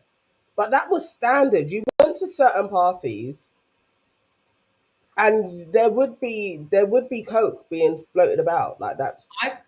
I've never been to. It was just out there in that way, especially like with the dancer crews that could go to the celeb parties. A couple that I went to, it was like that. There was drugs about. You don't go with everybody. That's also a given. Not every party you go to, when people are like, let's go to the after party, you're going to go with them. But that was more because they're druggies, was more our thing. Like, why am I going to go with like the addicts? Like, I've not even up to date in my big old age, I've never even seen someone take coke. I've never seen coke in real life, and as in cocaine, the stereotypical. Serious? Never in my life have I seen coke and I've never seen anyone do the whole roll up a fiver and sniff it. I've never seen that. I've seen crack. That's such a TV thing. Most people. I know exactly. So I'm saying I've not seen any. Okay. I've seen crack. I've seen crack before. I've smelt people. I've seen people smoking crack, because back in the day when you were in the hood raves, when crack started to take over in London, I've seen that. But I have never. So even that. So I think that would have put me off if I'd seen it, especially. And I very much was very, very green-eyed in that.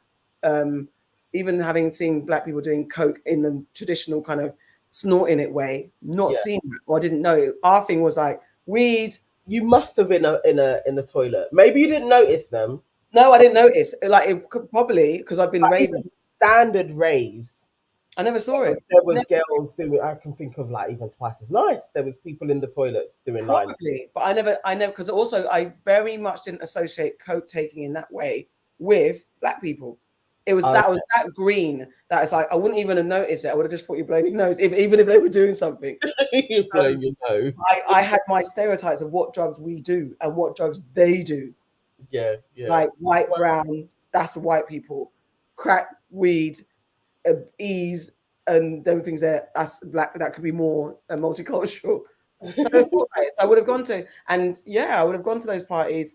And also, to be fair, there's a thin line for being a young person and then being chirped by. So imagine if my favorite artist, I'm not putting any like, so my favorite hip hop artist, I'm at a club in America. My favorite hip hop artist comes up to me and says, "Yo, shorty," and I'm like, "Oh my god!" And then they show me interest. There's a thin line where I'm following him as a teenager and maybe a mid-20er, maybe a mid to late, maybe a mid-20, or maybe I'll draw the line at mid-20s where I start to get a bit more sensible. No, there's a line where I'm going wherever they're going. If they're saying come to the after party, I'm following. And it might be to the point where it's too late for me now to get away because I've innocently gone. And I'm not I can see. I can definitely see that. Yes, we definitely got into some silly places. Yeah. Like where it could have been dangerous. You do that as a kid. You just hope that you come out of it. Like sometimes when we think about the different people's houses that we went to in Brixton, Mikesfield Estate, you don't know any of these folks from a can of paint, and we're sitting in somebody's room. We literally was just lucky, lucky that nobody weren't like they didn't come into the yard and were like we're gonna run a train on these two girls. Like, right. Just lucky. But you do some stupid things when you're a kid. You do. And that's where that's why I'm like when you're a groomer or you're a manipulator and you're looking at young people and you can see the vulnerability, you can see the wide-eyedness, and they can say, well, they knew what they were getting into. And you do, but you don't. And you do, but you don't. Because I think as you're thinking it's literally as they say, we're gonna go here and listen to some like you literally are thinking it's just that simple, or we're going to this house party. Yeah. You don't think all of the madnesses that you hear some girl has gone through could happen to you. You don't. You really don't walk with that fear because otherwise you wouldn't go anywhere. Also. No. And when you're with your crew and you get that sense of bravado, like I'm with my gal them, like nothing's gonna happen. Yeah. Or that thing, make sure you're not on your own. So when you think you're not on your own, even if it's your one brethren, you think you're gonna be okay, innit? And what Elsid said is I would be so skeptical why they chose little on me. I was super insecure, so I might have those thoughts in my mind. But if they showed me attention and my girls are with me, we're going. Yeah, you can end up in some places. Definitely thinking about it, for real. Yeah. You're just lucky. Just very lucky. Sometimes, you're even just following people. That is the thing. It's like we have a lot of mutual friends, and like going places with Emil, I always have to thank him now because we were young girls and having a set of guys that were older than us just look out for us. We're naive in a rave. And it's kind of like, let's get ready to go now. And then you hear some shit went down in that rave. And we were just going raving. Like, just having people, we're not family, just saw us out raving and was like, these lot are okay. Sometimes you need that. You need like big brothers. You do. Because looking out for you. The amount of raves I've been in where I've seen shootings, and I remember one time we went to a rave and they were shooting outside, shooting inside, We were I was used to be a dancer, and we were dancing. It was a jungle rave. Is it at Aquarium?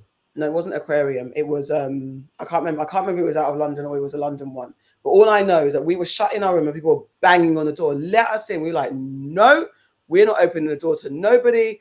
They were shooting. We could hear pap, pap, pap, pap all the way. It's London, big little old London, yeah. So that's why I've never seen someone take coke, but I've heard someone I've seen someone shoot a gun, and I've seen someone get stabbed, and I've heard gunshots left, right, and center. But I've never seen anyone actually snort a line of coke. Imagine. Oh, wow, so wild. So you get into these situations anyway. So who was it that was saying? Sora, I think, was saying that this story about Jennifer Lopez's ex-husband claims she was involved in Diddy's freak offs. This is a new story. It's been circulating. She's been accused of attending and participating in Sean Diddy Combs' now infamous freak off parties during their time as a couple. Ojani Noah, her first husband, took to social media to distance himself, but gladly claimed that the singer and actress was one of multiple celebrities present at those affairs. So he shared a list. Well, there's a list of people that are attending. There's attending, and then there's being part of facilitating the nonsense. So there's all that. So Art's my ex-wife, and Art's about the sex tapes he added, the 734 dildos and the baby oil. So we don't know if he's a bitter ex or he's actually. I think the whole thing is, his full story is, this was when she was emerging. Yeah. This is after Selena, and Diddy, as he does, came in and took her. Yeah. So he's like, she was lying while they are together. He's starting off his business in LA, and she's traveling a lot to New York and spending a lot of time with him. These parties are going on, and that was and she's lying to him. He hasn't spoken about this before, so he could be being an opportunist. Could be. I mean, it's 20 odd years ago. Are you still that bitter? I don't know. Maybe some people can be, but it kind of figures, doesn't it? Really, because at the same time, when you think of the lady that was shot, it was, as she says, allegedly, Jennifer Lopez is the one that brought Diddy's gun into the club. This is the thing, and again, there's people can be like, nah, man, not be, but there's elements when you are caught up and gassed, or just, and especially if you come from a world where it's normalized, like, yeah, I'm going to hide my man's gun. And it's just down to your upbringing or what you want to get into. Because for me, the reason why I didn't do certain things, because all I could hear was my mum saying, hey, I had my mum's voice in my head that stopped me from pushing things too far, where I had every reason based on my upbringing, where some people would say I was fostered, I was this, broken home, da da da da, and I went off the rails. But I had my mum's voice. So if she didn't have that, it's nothing to carry your man's gun. That's a minor. Bad girls carry man's gun. He does go into that she has always been very strategic with her movement. So once she decided, I want to get into music, and he said he was trying to help her, and then Diddy kind of found her as well. Like, somehow it got to him that she was interested in this. He was the big player at that time. So then, though she's married, because who even knew when she came along that she had just left the marriage? I don't remember hearing that. I think I'd heard of that. I didn't know that was his name. I thought it was a Nigerian name, to be fair. I didn't know that was his name. I do not remember her having a husband, and it seemed like there was blurred lines. So then she jumps to Diddy, has that time. Diddy, it all goes pear-shaped for him with these gun charges and everything else, and the trial. Again, there's a little bit of a separation, of a jump, and then she jumps again, and then before you know it, she's with Ben Affleck, and then she's let go of all of that kind of R&B hip hop lifestyle that she was doing, and now you're a cookie cutter with this white dude doing like firmly pop and being in shit films. Like, she knows what she's doing. She moves around. So I would not be surprised. I mean, everything. This whole industry is puppet mastery to Mariah Carey. I mean, yeah. I mean, yeah, because I think there is that whole thing that actually in Mariah Carey's autobiography, she talks about J-Lo and how she's an opportunist. And she did get in there with Tommy Mottola, and literally she was being touted as the next one. and they can't sing for shit. So what was you doing? I wouldn't put it past her. I believe that she probably was at the free cost. Diddy loved this girl off as well. So True. you know. Well, that's we've got from Abercrombie to Diddy and Jlo, and let's see. So that's definitely news that we will always keep you updated on. Next thing, quick. Hold on. What's the time? It's 10:30, guys. We've been on for how many hours? 2 hours now. All right.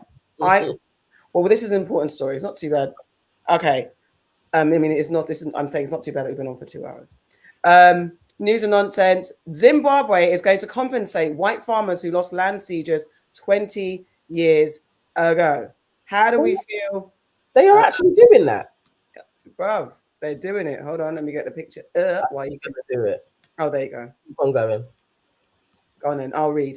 So Zimbabwe's government has announced compensation for white farmers who lost land and property during the controversial land redistribution program initiated by former President Robert Mugabe in 2000. The program sought to address colonial-era land imbalances, resulting in thousands of farms being forcibly taken.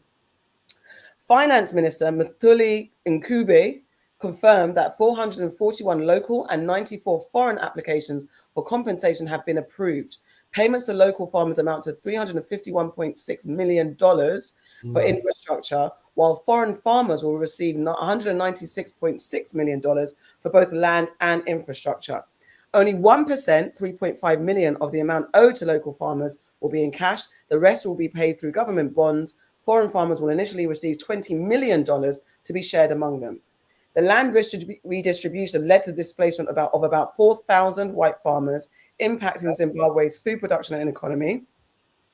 The government now plans to allow land beneficiaries to sell land, but restrict sales to indigenous Zimbabweans, stirring debate as politically connected individuals gained multiple farms during the reform. Zimbabwe is also negotiating a $21 billion debt restructuring, with compensation for white farmers being a critical point of discussion. So the policy implemented by current President Emerson Mnangagwa's administration marks an effort to reconcile with displaced farmers and stabilize the agricultural sector after decades of economic struggle. So a quick history lesson. For those of you who don't know, the 2000 land redistribution aimed to return land from white farmers to black Zimbabweans, correcting colonial inequalities. However, benefits were uneven, with politically connected individuals receiving prime land, while poorer Zimbabweans often got less fertile plots and lacked farming resources. Zimbabwe's decision to compensate white farmers reflects international pressures. Addressing this issue is crucial for debt restructuring discussions with creditors, including the African Development Bank, and is intended to attract foreign investment and aid for economic stabilization. The compensation plan mainly benefits displaced white farmers, leaving broader economic needs for black Zimbabwean farmers unaddressed. Many of these farmers still struggle with limited support and adverse conditions, while a new policy allows beneficiaries to sell land, as said, but restricts sales to black Zimbabweans, raising concerns that elites rather than the poor stand to benefit most. What stands out for me about this news, but it's absolute nonsense, is international pressure in order for the country to be stable. They're bartering with their lives and saying, by force, give these people back money, then we'll look at the debt. Yeah. And your economy, and we'll help you get stable. Fuckery. It's an absolute bullshit, and it always has been. And it's not to say that Robert Mugabe was a saint in all of this, but at least he was trying to address a situation. There was still an opportunity. There was a lot of opportunity that he took as well, and people that were on his side were favored. Yes. You know, but overall, you can't steal land and then be like, because we farmed it and we were here, it's ours. You still stole. And You're compensated. Should not be being compensated. You're still thieves, but is that not the whole thing of colonialism? Yes. The same as all of the African countries were still paying France money, still paying Britain money. You came in and you stole, raped, and now somehow we should owe you when you go. It's so crazy, but it's a part of white pathology, and here we are. So there's a whole load of the country that are like, we we can't starve. We can't go through that time of the world shuns us and we're not growing because people don't want to trade with us because of you've taken the land from the white people. So there's loads of people that are like, this is better than what Mugabe had put in place. Yeah. Compensate the white people, let them have to sell it back to black people, and then we can start removing some of these sanctions, and people are going to trade with us, and then our country can grow. So I understand this is what they do. They're It's being like, held are to you white or ransom. not? They're being held to ransom for your life, or the caucasity, as you call it. Like, how dare you? This is our land. This is our. There's no way around it unless you truly have a united Africa. Exactly, and that's what they didn't want. That's what everybody is gonna then deal with this flipping African economic bank. Like, you're gonna do this shit. You're going to give into pressure from the international community. And that's what we were talking about, the Senegalese leaders, the young ones that are being being revolutionary and trying to tear the book up. But yet they're going to be met with sanction, and they're going to be worn down. I don't even want to say going to, but we know what's going to happen. It's whether or not they have the strength to resist, and whether their people are going to get behind the suffering, because it's going to be a bunch. Oh gosh, my daughter made me jump. It's going to be a bunch of suffering, real suffering. It's like even when we talk about raging against the machine, but to rage against the machine, there's a reality to how much hardship you're going to have to face, how much death, assault, violence you're going to have to face to really go against the establishment. It's not an easy ride. So when people just want peace just to get to day by day, they're just going to be like, you know what, Tony, let me just live and let my kids live and not be in war all day, every day. I totally get it for Zimbabwe. You know, I feel it's a hard place. You want them to fight. You do want them to fight for the ripple effect of, like, if one person stands up. But then, then you think of Haiti stood up. Yeah. And they are still suffering because they stood up. Exactly. That is like, actually, but unless everybody bands together after the one person stands up, you're going to fail. You're going to give in to them eventually. And people are scared. It's that pain is real, like the hurt. I burn myself. I'm scared. I don't touch the cooker the same way again. It's like all these. You don't want to feel that pain, and we're not built to take trauma. Or we've been brainwashed to think that we can't take trauma. There must be a version of us that can handle. No, we can, because they were warriors. As we always like to say, we were kings, we were queens, we were warriors back in the day. But we were. Well, you have to re-establish how the world works. I get it. It's hard, man. It's hard. I don't know. I don't know how we don't keep on having this same playbook happen over and over and over again. But this is audacious. This is out of order. Like, this is leaving this picture's infuriating. I mean, the history of the place is crazy. But what can you do? What can you do? This is a sad day for Africa that this is taking place. All right. So the UK government, that's big news. The UK government has admitted they made a mistake, guys. We shouldn't have let the prisoners out early because they are shaming us. They are shaming us. They're making us know that we made a big, big mistake. So in the UK government has admitted that 37 prisoners were mistakenly released under Labour's early release scheme designed to ease overcrowding in prisons. These individuals were freed on 10th of September due to offences being incorrectly logged under outdated legislation. 5 prisoners are yet to be returned to custody, though most have been apprehended. One individual apparently who was released as part of the scheme, allegedly committed a sexual assault on the same day. And I'm sure there's probably some others who've allegedly committed other violent criminal acts. Definitely. However, also recently, Daniel Dowling Brooks, the guy in the picture, released 7 weeks early after serving time for kidnap and grievous bodily harm, was picked up in a convoy, including a Rolls Royce and a Bentley. Outside the prison, he celebrated with friends and shouted, "Big up Keir Starmer." with his family and friends, attributing his early release to Labour's policies. Keir Starmer's spokesperson addressed the public backlash, acknowledging the scenes were shocking, but emphasised that overcrowding had pushed the prison system close to paralysis. Justice Secretary Shabana Mahmood is spearheading a review of sentencing, proposing alternatives like electronic monitoring, community service, and nudge technology reminders for offender compliance and all that is. Prevention is key to reducing reoffending. Early releases have expanded to include those serving 5 or more years with prison spaces near full capacity. The government has committed to creating 14,000 new spaces and exploring international models for reform. It's such a bullshit. This was the Labour government are so disappointing. It's almost as I thought they were going to be, but sometimes they've surpassed actually where I thought they were going to go. Like, did you hear of the other guy that had been released, who was basically one of the top groomers in London? Yes, was running so many different sets to be on the county lines. When they actually managed to catch him and put him inside, I remember, like, literally hearing the story, like, this is great news. To release that guy, is wild. That he would be on anybody's list anywhere is a nonsense.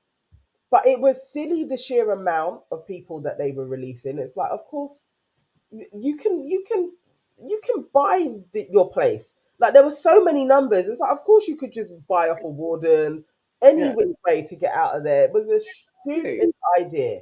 Very, very dumb. And what are they going to do now other than put back in the people after they've done some crimes? Exactly. Like, it's imagine coming, and not to, maybe that is your Bentley, maybe that is your Rolls Royce, maybe you worked hard, your family worked hard to buy those cars. Turning up outside of prison with champagne, Bentleys, you're mocking the ting. You're not repenting. It was jokes. They're like, this is hilarious that you're letting this guy out. Yeah. Serena's saying she used to work at HMP. No accident, someone was working on the inside. Yeah. Mockery. I mean, you would be paying to get on that list as soon as it was released. Yes. You pay somebody, put me on that list. Yeah. And you're going to be like, cool, isn't it? I need the money. It's so stupid. But then also the overcrowding, because the process, I don't understand, like, and no, we do understand. But there's a sequence of events. The ecosystem is broken. So there's no way. Now you're going to look for 14,000 more spaces. Are you talking about rehabilitation? Are you talking about rehabilitation? Are you really figuring out the system? You're just jailing people for fun. Then you're letting off the wrong people. And then turning a blind eye to this one. Criminalizing young people that are maybe just need some fucking psychological help and to be pulled out of poverty. The system that you create that keeps them in this rot. Fix this housing, fix poverty, maybe then you have a little less crime. Stop trying to break up families. This is just the long con of it is we're overcrowded. Oh my God, we're going to need more prisons. No, we're overcrowded. We're going to let out some low-level criminals out. Oh no, we got it wrong. We let out some big ones. You know what the remedy is we got to build more prisons. Then they're going to start making more prisons. Then you're going to be like, oh, we've got to fill these prisons up. And then you're going to go back into the cycle to criminalize more young people and put them in prison so that prisons are filled. It's like, yes, we are going to have an industrial complex similar to America.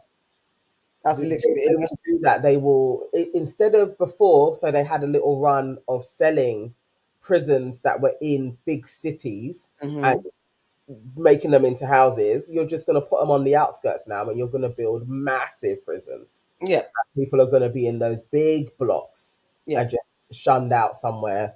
And then it's going to be that slave farm labor shit where they're going to be making freaking, was it license plates for a penny? And then that's it. And then you're going to, it's just the industrial prison complex is just going to expand its network, its mafioso network. Yeah. And it is what it is. But they have enough headlines now to justify it. When give it a couple of years, they'll start talking about we've built amounts of prisons. Yeah. Literally, Labour is exactly the same as the Conservatives. 100%. I don't even know. Actually, now I'm like, oh, well, maybe flipping Rishi should have stayed. Like, what's the difference? Same thing. Same thing. Same shit, different toilets, as they say. Yeah. All right. How much time have you got left in you? There was one more story that I came into my head, but it's gone again now. Go on, do another story. Maybe it'll come back to me. Okay, so I mean, we talking about Africa again. We could go to Ghana. I'd like to get Ghana on the map. Galamsey is killing us. Oh, is that about the gold? The gold mining. So just to be aware, because you know they're fucking our country over. So there's the gold mining issue in Ghana. So basically, illegal gold mining, or it's called Galamsey, has become an environmental catastrophe in Ghana, polluting rivers and degrading forests. The crisis has provoked public outrage and urgent calls for government action. There's been lots of protests in Ghana about this, and they've had a little moment of arresting protesters and being violent towards them. Ghana is kind of classed as one of the more peaceful African countries. So when there is violence and stuff like that, everyone kind of like, there are a bit more eager eyes on like controlling that, because that's part of its brand of being a quiet, civil country. So there's illegal. So mercury used in mining contaminants in mining contaminates rivers, leading to undrinkable water. So Ghana's Water Aid warned this ecocide could force Ghana to import water by 2030. Demonstrations in Accra against Galamsey saw police detain protesters, as I said, later released after public backlash. So at least that's working. There's hashtags that are uniting young Ghanaians. And there's an artist who painted using polluted river water to highlight, saying the water was so bad I could actually paint with it. You've got Ghanaian musicians like Black Sherif and Stonebwoy who've joined the campaign. The illegal gold industry has boomed, fueled by Ghana's economic crisis and global gold demand, attracting poor locals and Chinese syndicates since the early 2000s. Illegal mining has damaged over 4,700 hectares, including cocoa farms, affecting Ghana's cocoa industry. Ghana Cocoa Board reports 19,000 hectares destroyed, impacting cocoa output. President Nana Akufo-Addo has ordered naval patrols to halt illegal mining near water bodies. Those critics argue enforcement is inconsistent due to political connections, local miners and foreign syndicates, primarily from China, are heavily involved, using damaging methods like mercury and cyanide extraction, which devastate water sources and farmland, and all this type of stuff. So, and it's all that political bullshit that affects this being dealt with effectively. It's actually wild, like, and how they can, especially with like the Chinese things, they go in and they just dig up all of the earth and then they send it back to China as well. Yeah. So they're just destroying lots in Ghana at this moment in time. I don't know how we get around this. It's going to be another disaster. Let's see. Let's keep an eye on it. Yvonne is saying she's tired. I cannot believe it. I cannot believe it. Okay, we can wrap up here. Not that we're leaning on what Yvonne says goes, but she is our clock, our barometer. So right there. The only other, I can say that for next week. The only other conversation was the UK's nightlife is at risk of extinction by 2029. The NTIA war. It's definitely on my list as my enemy for next week. Oh, we'll leave it for the main show. Absolutely, an enemy of progress. Also, just a quick update on John Amos. His daughter is really asking for his case to be opened up. Like, she wants to actually do charges now. Like, she's like, his death needs to be investigated. Oh, wow. And she's really going after her brother because the will was changed 5 times before he died. Yes. So that's an update on that, and definitely I will be keeping an eye as she goes through it, and hopefully they will be able to look into it. The thing is, because she's also accusing the brother of like some type of a murder, something, she thinks that the brother was involved in his death, but he was cremated. So there's no... Exactly. So, yeah. Okay. Well, Cara, if you're still here, or was it Cher? No, was it Cher or Cara? Is it Cher who said that you had the video that you wanted to share? You said you had the title, so we can end on a high note. You're still here, you're not sleeping. She said that I found the title of the mukbang or the ASMR that she had. But other than that, otherwise, guys, was it sent to us? Is that what I don't know if she sent it. No, that what was sent was the JLo story, but she said she found the title. But if not, we can save it for next week because we will always do some nonsense. Yvonne's been up since 6 a.m. Oh my god. Oh. Yeah. But to be fair, I think I'm going to go into clean chicken. I've got a lot of chicken to clean. You're going to clean chicken? Oh, no. I think if I do it now, then I don't have to worry about it another day because tomorrow I'm going to go out. So I'd rather do it now, sleep in. Wait, we ready for boyfriend? Okay, come on then, share. Okay, give us the title, then I'll put it in my YouTube. I'll put it in the YouTube. Come on. The title, Boyfriend Roleplay, You're Sick with the Flu. Oh my God. Boyfriend. Bardigan says, you're cleaning chicken now. Laughing my Yeah, ass. boyfriend role play. You're what? You're sick with the flu. Found it. Oh my God. What the hell Is it Sir Dave role plays? Oh my God. Hold on. Let me get the advert going.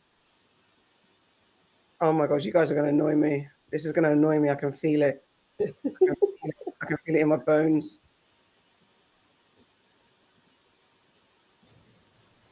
Hey, sweetie. No, go back to sleep. Just wanted to see if you still have a fever, and it seems you do.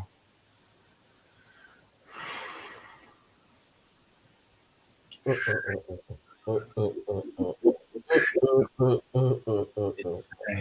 it's okay. This is your man, AK. This is your man. Talking to you. Oh, he's getting closer. Okay, I'm here. Don't start singing. Don't worry. Did you start saying don't worry about a thing? It's okay. Who has flu like this? What's this bucket on the other side?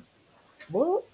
No, I'm saying who has flu I've like this? just been doing chores around the house, Oh, really? taking care of things. Oh, that's amazing. Can't let the house fall to shambles now, can I? For real, thanks. No. It's okay. Shh.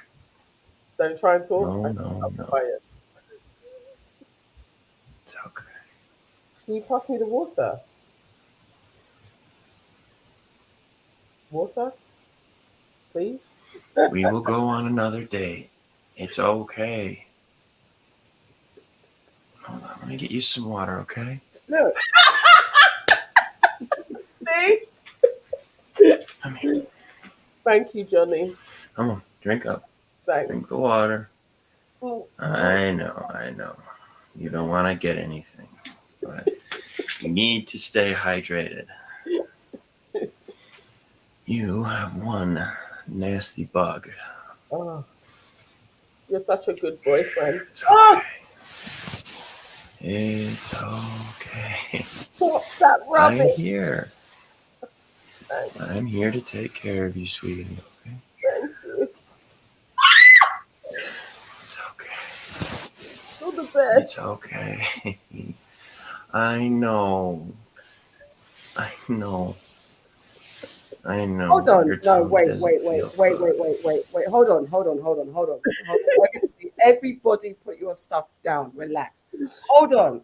Have you ever been ill and had 8 minutes? This video is 8 minutes of someone saying, hey, is as a grown-ass motherfucker, as a grown-ass human being, you have had someone in your face saying, it's okay. I don't know what type of flu she is having, but she wanted water and he went and got it. And he's now rubbing in your face for the whole time. I've never been that sick. And that literally includes childbirth. Nobody needed to rub me. You don't need Rub this. me and talk to me in my face and go and sing don't worry. No, share. I do not be open to love. You need to be open to love. No, share. I do not. Look at his face. Look. Bump the play button. You like this. You're having very You. It's okay. I know you don't feel well. You've been telling me all day. Okay? This is actually psycho. I'm here. She doesn't even have to say shit. I'm here. I'm not going anywhere. Thank you, Johnny. I'm not going anywhere. Thanks. I'll be right here by your side until you fall asleep again, okay? Are there people watching Come on. Let's get that How many nasty taste out of your mouth. Okay, come on. His hair's horrid. Drink the water. How many views has this got? All right, here. Now, spit in the bucket. Come on. It's got Spit in the bucket. So get it out of your mouth. 394K views. What's the comments? There we What go. are the comments on this? There we go. Views in the bucket. I know. I'm not going anywhere. Wait, sorry, I can't have his voice and read comments. Hold on. Man, people are saying, hold on, 221. Oh, you're gonna, okay, in the bucket. In the bucket. There we go. There we go. I know. So you threw up, you fucker. I didn't want to throw up. I don't know why, but watching this video feels like a husband role play than a boyfriend. You have that certain vibe to you. I love it. Your acting is on point and your voice just heaven. Keep up the good work. Oh, God. Danny and Drew brought me into this. I had to. I don't know if this is jokes or not. I'm dying. It's not okay. Take a shot every time he said, I know. Imagine the plot twist when the car, and it's a Polly puppy, yeah. No one, literally no one ever. Him, shh, me, saying anything. The shushing was horrid. Wait, I've got another one to play. Yes, I have a fever, a disco fever. I need to get, oh, fuck off. My favorite thing is when an actor can bring me so deep in the story. I feel like I'm not in current time anymore. That's what you do every time, Dave. What? Now, look, why can't guys really be like this? Oh, no, this is serious. Being a person who has to go through chemotherapy and other strong treatments that makes me feel extremely sick. This is a great help because I'm going through all of this alone. If only I had the words to express how supportive and helpful this video is. I just want to say thank you so much, Dave. You've helped me through a lot of really rough nights. Oh, God. Oh, God. I can't laugh. I've got to go. Jealous boyfriend, part 1. Your friend is coming into town. How many followers has Dave got? Dave is out here just... He's only got 19.9K subscribers, though. But this video... Oh, Lord. He's angry. He's angry. Hey, babe. Hey. No. You don't need to apologize. I need to apologize. Oh, so glad. I shouldn't have taken my frustration out on you like that the other day. Mm-hmm. I just have been freaking out over financial stuff, and mental health. Yeah. But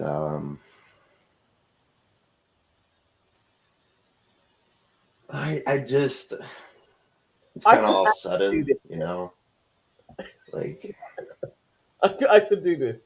I could. Let me think about it.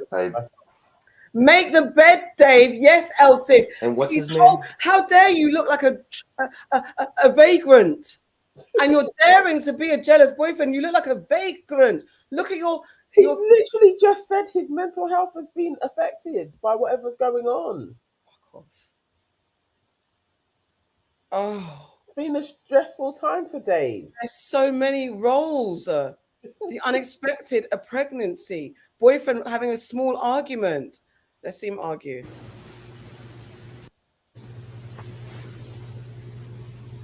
You're out of order. Elsie said no headboard. No headboard. Why is he silent? He's in the mood. The lighting's gone awry. What's wrong? I'm trying to calm myself down. All right. Because if I start screaming and yelling, you'll get upset, and then it's always my fault. So, it's just me playing victim. Mm-hmm. Wait. My soft ass would have cried on the spot. All I could think was, sorry, my bad. Sorry, sorry, my bad. But I'm sorry. If my boyfriend had the audacity to speak like this, he'd find himself single real quick. Not even gonna lie, I would be crying because I felt bad and like I did something wrong. Oh my gosh, I didn't realize I would get this many likes. Oh. I literally wanted to cry when you first raised your voice. I'm such a baby. I would feel awful. This felt too real. Now I remember why I'm single. What in, Bruh, this gives me anxiety. The second he starts yelling, I'd be out the door. YouTube is a crazy place. No. And Cher, how did you find this? How did you find this? What, Aaliyah? I can't even explain to you what the hell's happening here. Is ASMR boyfriend role play. You can find a video of a boyfriend pretending to be arguing with you. Basically, you can act it out. It's actually quite Look, fun. he's acting angry on his laptop. Look, he's stressed. Fakely.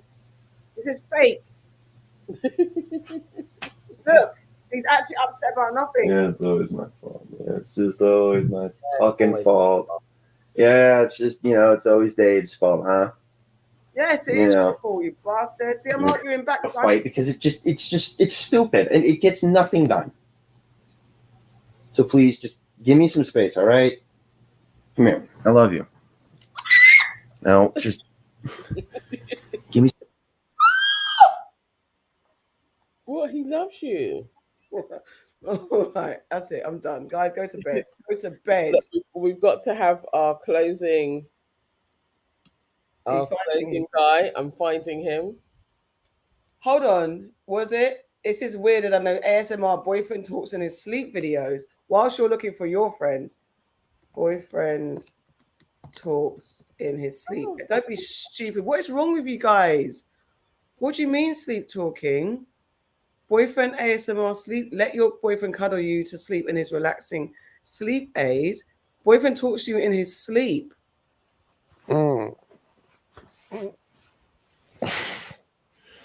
What do you bring the blinds for?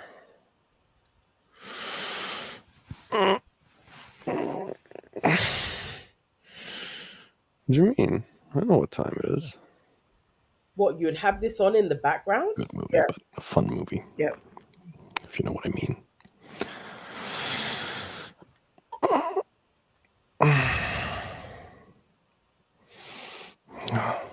No, it's too much breath. Oh my god. This is gross. This is literally gross. Oh. This is horrible. What is going on? Oh. There is a whole multiverse of this shit. Ah!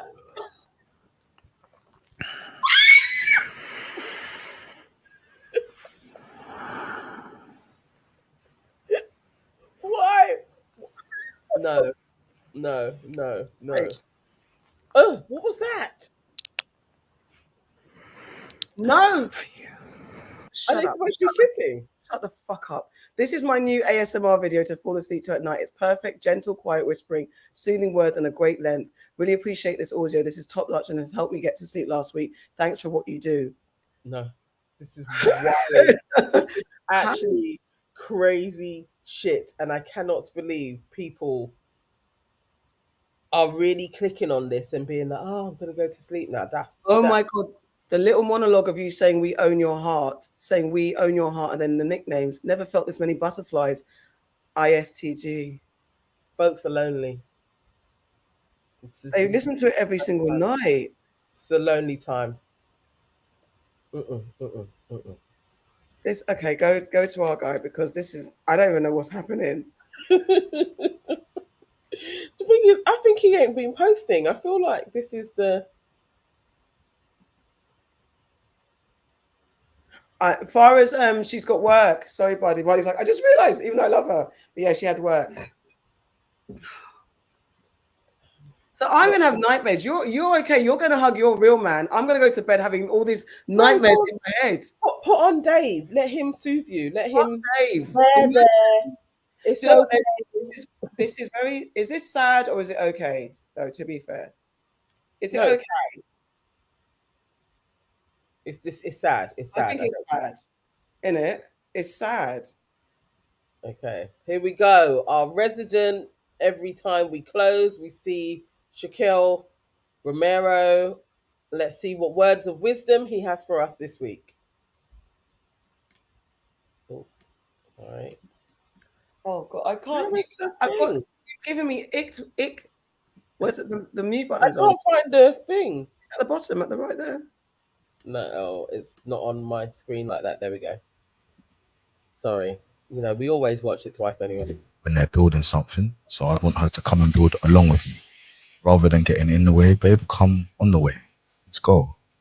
I want her to understand what is it that I'm trying to build. How can she help? I'd want her to try her best to understand, who do I want to be? What do I deem as success? I want my woman to have emotional intelligence, so she's able to read me, read my nature, understand me. I would need her to be mature enough to understand that I haven't had the best or cleanest of lifestyles. I'd want my woman to understand I have daily needs at a bare minimum. And I don't want to go anywhere else other than to her to fulfill my needs, desires, whatever you want to call it. I'd want her to be a soulmate. I'd want her to be a mirror, a reflection in terms of what she says to me. So if I'm doing something well, she tells me. If I'm doing something bad or I'm slacking in a particular area, she tells me. She makes me aware. She's literally a mirror for me. And I aim and intend to give her the exact same, if not better. Ideally, I would want a woman who... Words of wisdom. Because it's also, it's true, Share. A crossover with Dave and Shaquille is needed. ASMR crossover, because this is what he's doing. Maybe this, I never even know that. I didn't know ASMR existed. I've been taught something in my old 47 years, yeah? And now I understand that Shaquille's doing ASMR. That's what it is. That is what it is.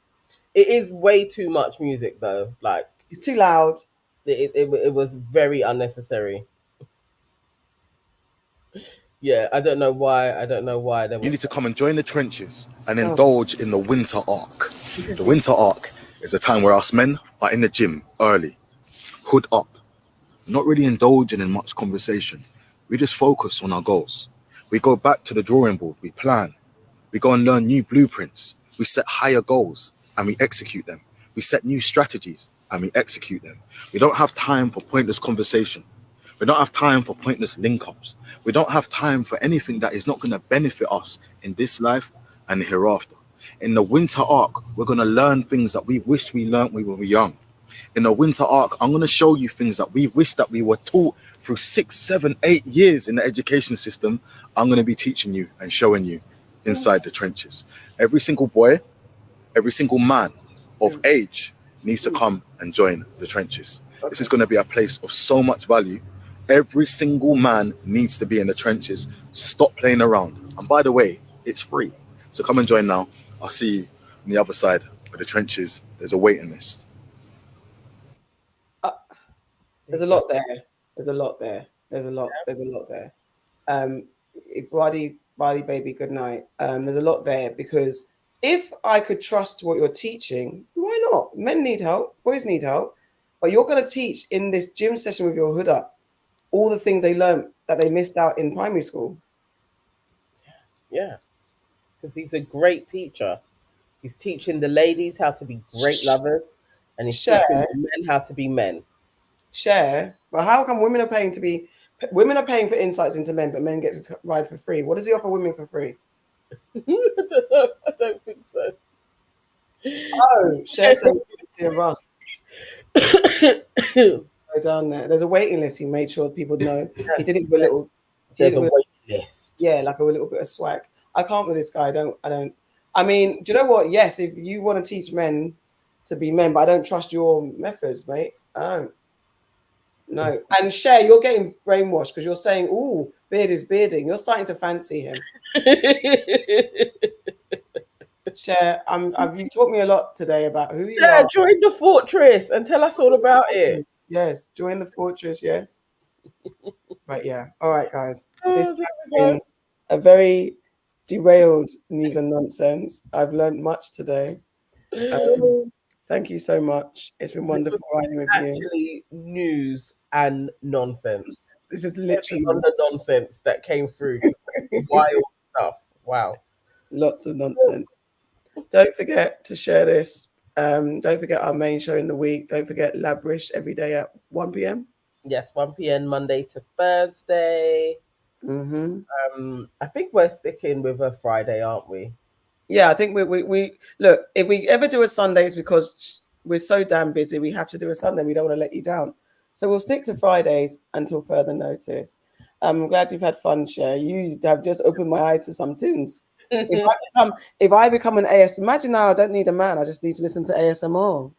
Listen, it will rock you to sleep. Imagine that. I'd be so vexed. Because also, imagine sitting next to a man that makes that much noise. You're talking, you're breathing, you're nyam, nyam, nyam, nyam, you're Breathing's annoying. Like literally, that is unnecessary. El Cid says first time here, and I love this news and nonsense. Welcome. We're here every week, every Friday, possibly a Sunday on a random occasion, but every Friday night at 8 p.m. ish, we will be here with the with the news and nonsense, because there's a lot of news and nonsense out there, and we're here to help you figure it all out. And any stories that you guys see in the week, please do send through links. It's great when you add as well. It helps us. So if you see something random or important, send that. Just DM us on your Aunties Could Never on Insta. And we'll get to it, because you can see we like to be here for hours. This is actually good because we started more or less on time. So this is the first time for a long time we haven't finished at midnight. In America. Well, hello. What state, El Cid? She's in America, or they are in America. So it's afternoon for them. It's 11 p.m. for us. Yes, it's getting late. I am going to go and clean chicken, because if I do it now, it'll take me like a couple of hours, and then I can go to bed. I would have been otherwise on this. Oh, Georgia. Okay, I know where Georgia is. I want to go to that side of America, because I really want to. I haven't been to Atlanta, which is horrendous for me. I should have been to Atlanta a long time ago. And I really do want to see the blackety black places. Like, I've been to New York, been to Miami. And Elfid has a channel. Okay. Oh, really? Send us a link, El Cid, please. Yes. New Orleans. Send us a link, please. DM us the link or share it. Hang on. I was trying to click on. All right. I know there is a way that I can separate it to go onto your channel. All right. I'm going to go and clean chicken. All right. DM us your link, please, Sugar Pie. Yes. Yes, please do. Channel is El Cid. Oh, I can't. El Cid 932. I know, it's like you can't thing it. Hang on, let me put it in there, and so it can be on Aunties. Okay. Oh, you do reviews and stuff. Nice. Oh, okay. You do a bit of Love Is Blind stuff as well. Nice. Okay, cool. Grotesquerie. Okay. We have subscribed, so now your things will come up. We'll check you out, Mazel. Fabulous. Cool. Lovely. All right, then. Okay. All right, my guys. Good night. Be safe. Have a wonderful weekend. Have fun. Stay safe. Yeah. Yes. See you next week. Bye, guys.